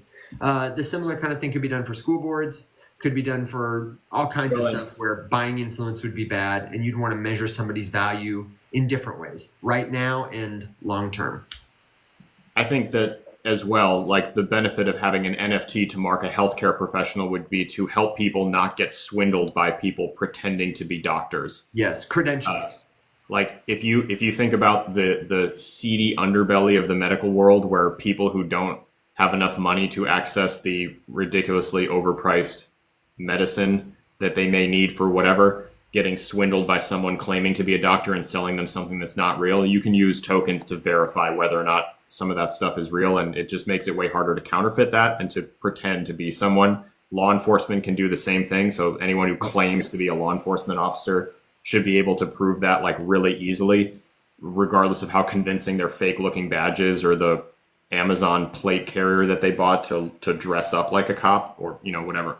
It could be any profession. Oh, sorry, go ahead. You lagged, my bad. No, just any time where there is an incentive for someone to impersonate someone else, you can fix that by using a token. And the NFT doesn't have to have a stupid JPEG attached to it. It doesn't have to look like a monkey dressed like a cop to pretend. They can be blank. It can. All I need is the serial number that's a part of the bigger serial number that's the collection ID, and I need that published on like an official website for the organization so that anyone who wants to check can like verify it really easily. And then you would never be able to say like, oh crap, I left my NFT in my other pants. Sorry, you'll just have to take my word for it. Yeah. You could fix all of that with a token. On-chain attestation, one of the problems right now is that everything on a blockchain is public. And if you had, for example, a token because you were a member in good standing like that for being at a mosque, you were Muslim, and then the calendar rolls over to September 11th, 2001, it would be really bad to have information like that out there for anybody to see, because there's, that's one example, but using information to weaponize that against people, it's a big problem in our world. So eventually you'd want to have it on a blockchain, but you'd want it to be encrypted by like a rollup. Write this down to study later. ZK proofs, rollups, credentials, so that I could use my private key so that you could verify without needing to know who I am, where I'm from, what my religion is, that I am who I purport to be. If a doctor is signing a credential for another doctor, maybe they don't necessarily want you to know who they are, but you want to be able to see, is this person also a legit doctor? There are ways to verify without revealing information on a blockchain that are just leaps and bounds beyond anything we have now, that will be so much better than pretty much everything we use. Favorite example is the driver's license. We can talk about it another time, but Yeah, I mean, voter ID, CCWs, any of those things, like any and all of it, dude, could dog tags more secure and more easily verifiable. That was a thing that Cardano did really well. That this was years ago, but they tokenized student transcripts for a number of schools in a couple different African countries that signed up to the initiative. And there's just like a huge risk where kids who go to school in an area of the world that constantly faces destabilization efforts by intervening governments, those kids can lose their academic transcripts, and then no one knows for sure how educated or not educated they are, and then they have a very hard time re-entering the academic world. So you could tokenize that for them, and then they wouldn't have to worry about losing it when someone drives a tank through the middle of their school and trashes and burns all of the records. And you could apply that to anything where records are kept. Because ultimately, at the end of the day, what is a blockchain? A blockchain is a really good, secure way to store data, and that's really it. We keep making stupid money on top of it to make money. Like underneath it all, the reason that money is in the conversation is data is more secure. Really quick, before we walk out, Christine asked about the difference between fungible and non-fungible. So you want to do the explainer? I got the visual aids. Sure, yeah. So fungible is an unnecessarily long and ridiculous sounding word to just describe the idea that one can equal one and one can also not equal one. So the example here using Evan's visual, if those two are identical bills, meaning that they are both $2 bills, I could take either one to Dairy Queen and use it for $2 worth of my transaction, and it does. What about now? And it does not matter which of the two, because they're all the same. They are still the same. So there are different characteristics that you can apply to this, but at the end of the day, those $2 are each worth $2, and that means that they are fungible, they are exchangeable with another in its series. Now, Evan is a famous actor, and he and his butt are about to be in a big hit NBC TV show over this summer. Evan signs one of those $2. Now there is a new characteristic of the thing that has been added into the mix. The one that Evan signed is now non-fungible, meaning it is not interchangeable. It's not directly exchangeable for the other one. There is a reason that the signed one is worth more than the not signed one, because Evan is an influential person and we care more about something with his signature on it. So you can take that and apply it to a token as well. One Bitcoin is worth more, or is worth the same as one Bitcoin. Evan and I could each have one Bitcoin and we could swap them, and at the end of the day, we both still have the same thing. But an NFT, like the Bored Ape, which would be a non-fungible token, Evan could have one that is wearing a fancy hat and mine is not. So the fancy hat is worth more. We cannot directly exchange without one of us losing or winning. They are not the same. That's one quick addendum is the other value of non-fungible tokens versus non-fungible dollars is that if you had a dollar signed by Elvis Presley, the challenge is proving its authenticity. How do you know that that dollar, how do you verify that that signature, which looks like Elvis's, is authentic? The benefit of a non-fungible token and any asset they're attached to, like Alex's JPEG example, is if I have a picture of a Bored Ape and you have a picture of the same Bored Ape and the files they point to are identical, because what an NFT is a record on a blockchain, it is instantly apparent to any observer that this one is tied to an NFT and this one is just an image. We're not looking at, do the images appear distinct? We're looking at, what is the record on the blockchain?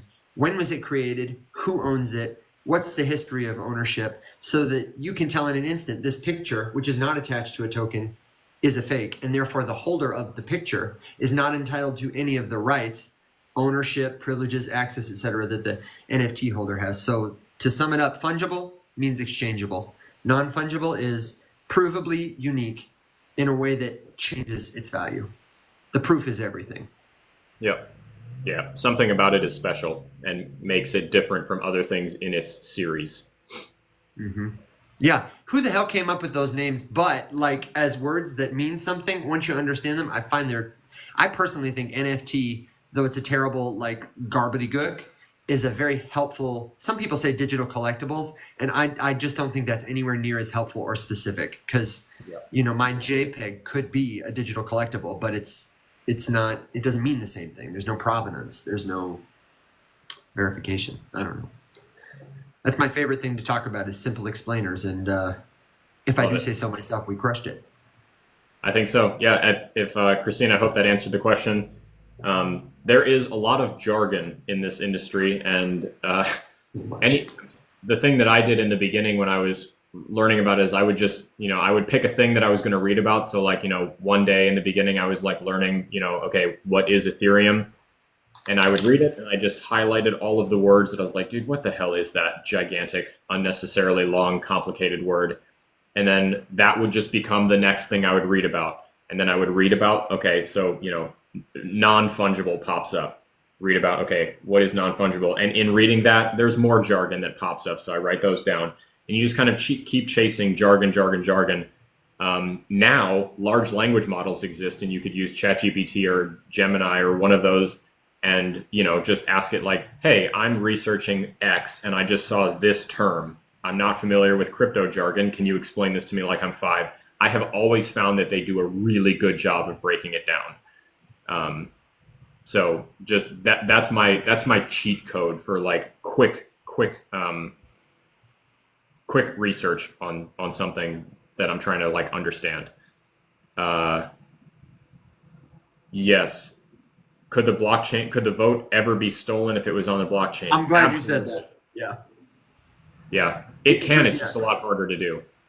Well, and it's all about the tokenomics or the incentive design structure. Like if Alex is the contract author and he has a whitelist, like who's allowed to vote, a blacklist, who's not allowed to vote, and the votes are mintable, he can add more anytime. That's a bad election on the blockchain. But if we are thoughtful and there's, good incentive alignment and everybody is only allowed to have one vote, we verify with NFT. I mean, there are a million ways you could do it. It would be so much more secure than any election you could do without the blockchain. Like, yeah, it's just like, can somebody steal from the blockchain? Could you rob the Bitcoin? Is it possible? Yes. but it's so theoretically unlikely and so many orders of magnitude better than what we do now. The important piece is that, like, if we think about what were the contributing factors that called election results into question in the past, right? It's like, okay, well, how do we know that the vote that was cast is the one that got counted? You know, how do we know that the truck driving the ballots from the polling location to the place where it was counted didn't like divert somewhere? You guys remember, oh my God, it's the episode of Brooklyn Nine-Nine with, where they break into the FBI to steal a file. And there's this little moment where the guy, the FBI agent that got them in the building, like grabs the file from them and pretends to like sign it, and he replaces it with another one. So like, how do you know that that's the case?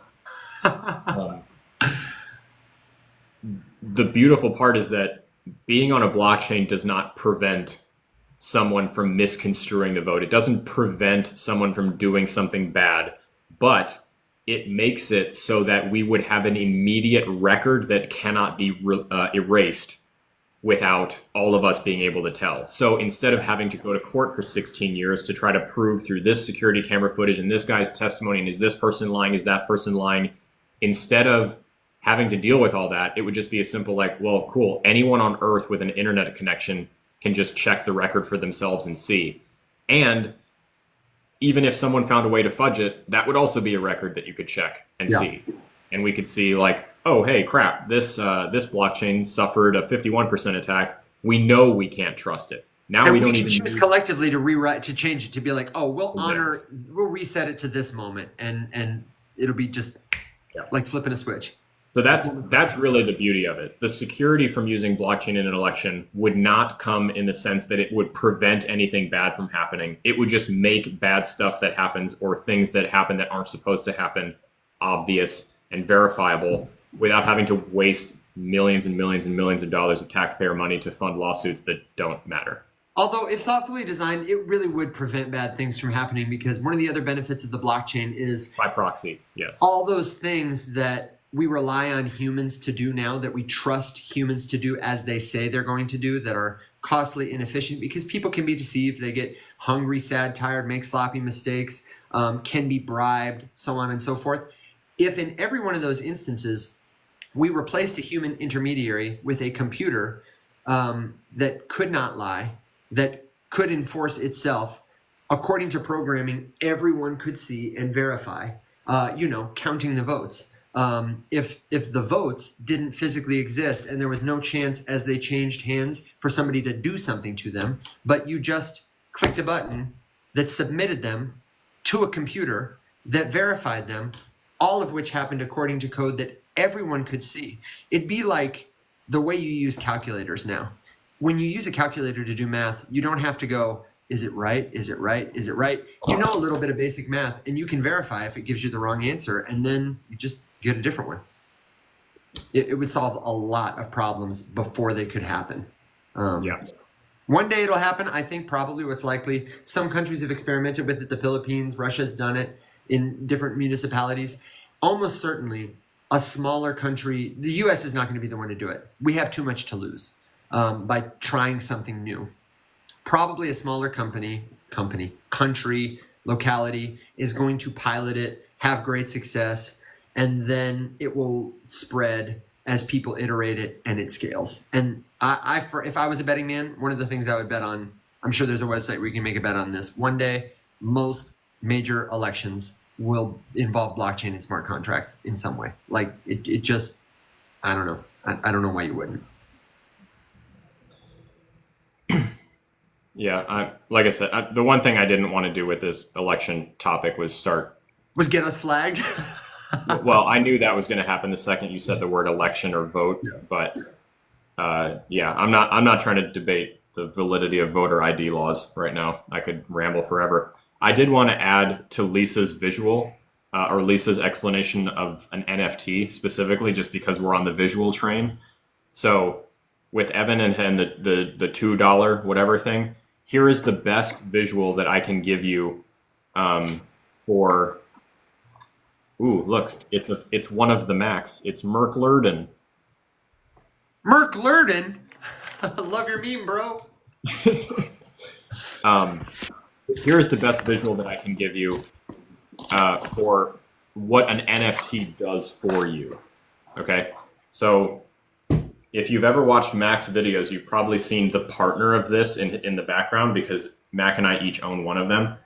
But this is a painting I own. It's by a Miami artist called Create. Okay, I bought this painting at a Miami gallery. It's beautiful. It's been hanging in my dining room ever since I bought it. This stuff all came with it. This is the Park West Gallery certificate of authenticity that came with the painting.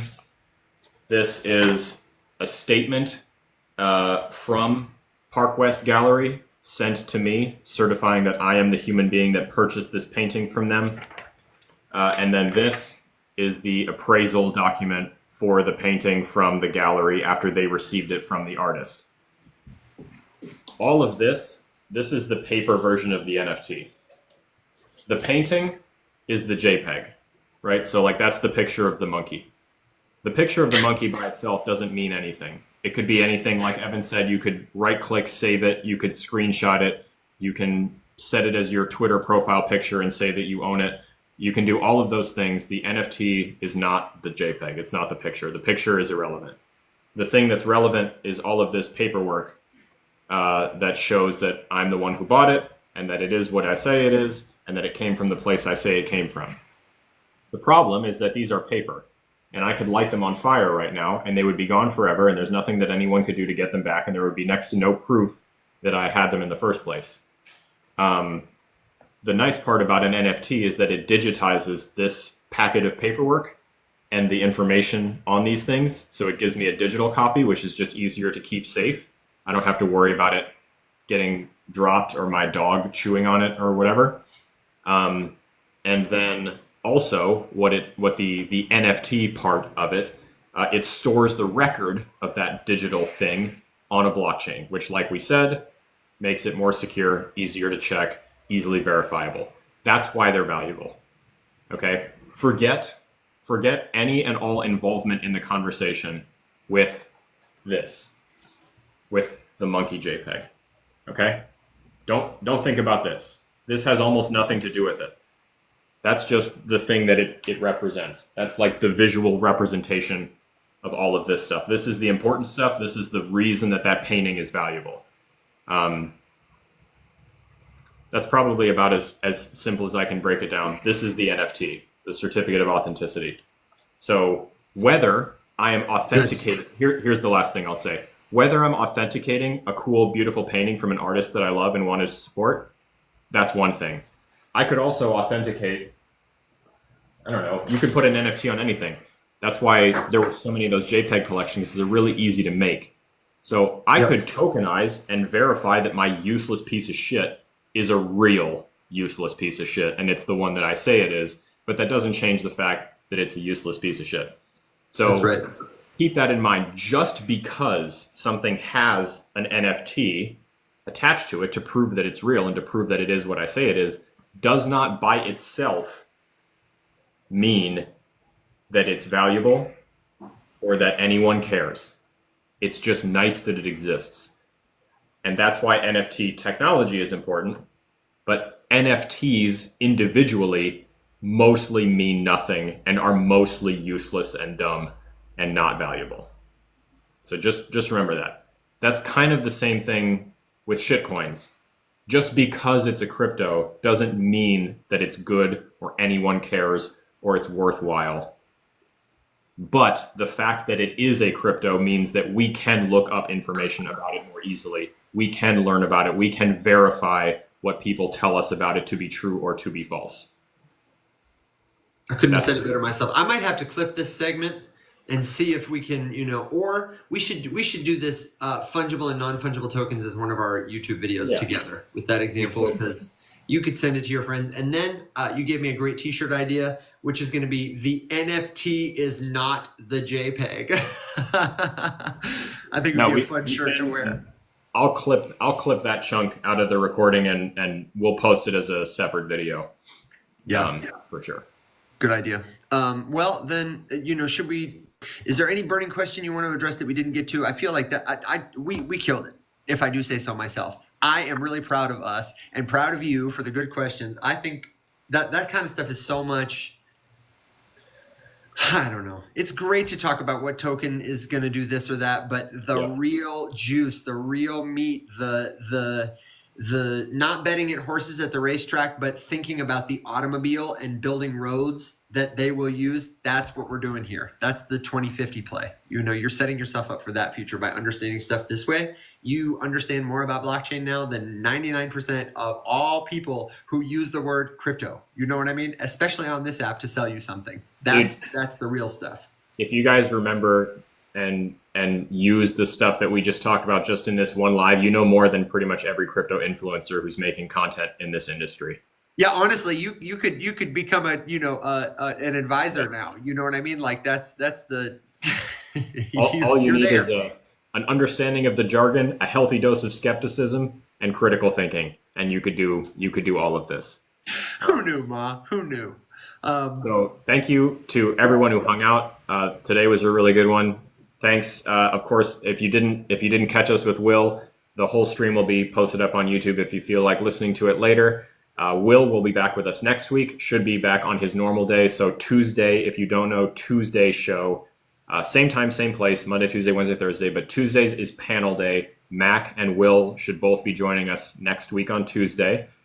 So that's the day. If you have specific tokens that you want reviewed or that you want opinions on, bring us the name of the token and bring us your first impression of it. Why are you curious about it? Do you like it? Do you not like it?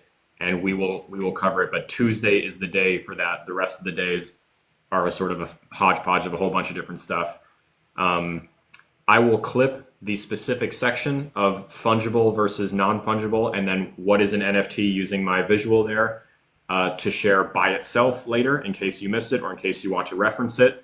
We'll put it in the newsletter this week too so that you can easily find it. Yes.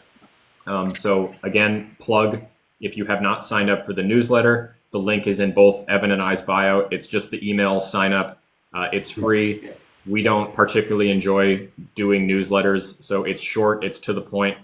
I definitely recommend it. And if you have feedback for us, please let us know because it's a very young newsletter and we are actively trying to make it better. So any thoughts that you have, do not be shy to share them. And the last thing that I want to address, just because it's a really good point that I did not mention in the NFT thing, the other beautiful part, Christine, to answer your question more than I just did, the other beautiful part about an NFT to represent a fancy painting is that more than you could split it up and you could make 100 NFTs that all represent the same painting, and then 100 different people could own it together. And that's kind of a cool little tidbit, fractionalized ownership. So put a pin in that term, fractionalized, and Evan and I will talk about it in more detail next week. And I think that was... I think that's it. I told your residents, send me a DM if you've got a question. We can talk about it on the show next time because we got to take our pony show out of here. Really do. The newsletter is going to be really good this week. I'm going to have what should I do if I'm new to crypto resources? I'm going to have the revoke cash video that I'm going to make. I'm going to have Alex's spot a scam in real time with the Limu. And if we get this clip up, I'll put that in there too about what is a fungible token, what is an NFT. It's going to be super good. Best brief bullet. Oh, and also CFTC guidelines for content creators so we can hold everybody to a better and more legal standard. It's going to be good. Sign up at our faces. And if you want more from the Rise Up Morning Show, you didn't catch it, just go to theriseupmorningshow.com. It's got everything. It's got the times we're live. It's got the YouTube page. It's got the free Discord community, yada, yada, yada, yada. Just find us, theriseupmorningshow.com. We love it. We love you. That's it. We will see you guys same time, same place, first thing Monday morning. Thanks for hanging out. It was a fun week. We'll see you guys soon. Bye, everybody. Rise up.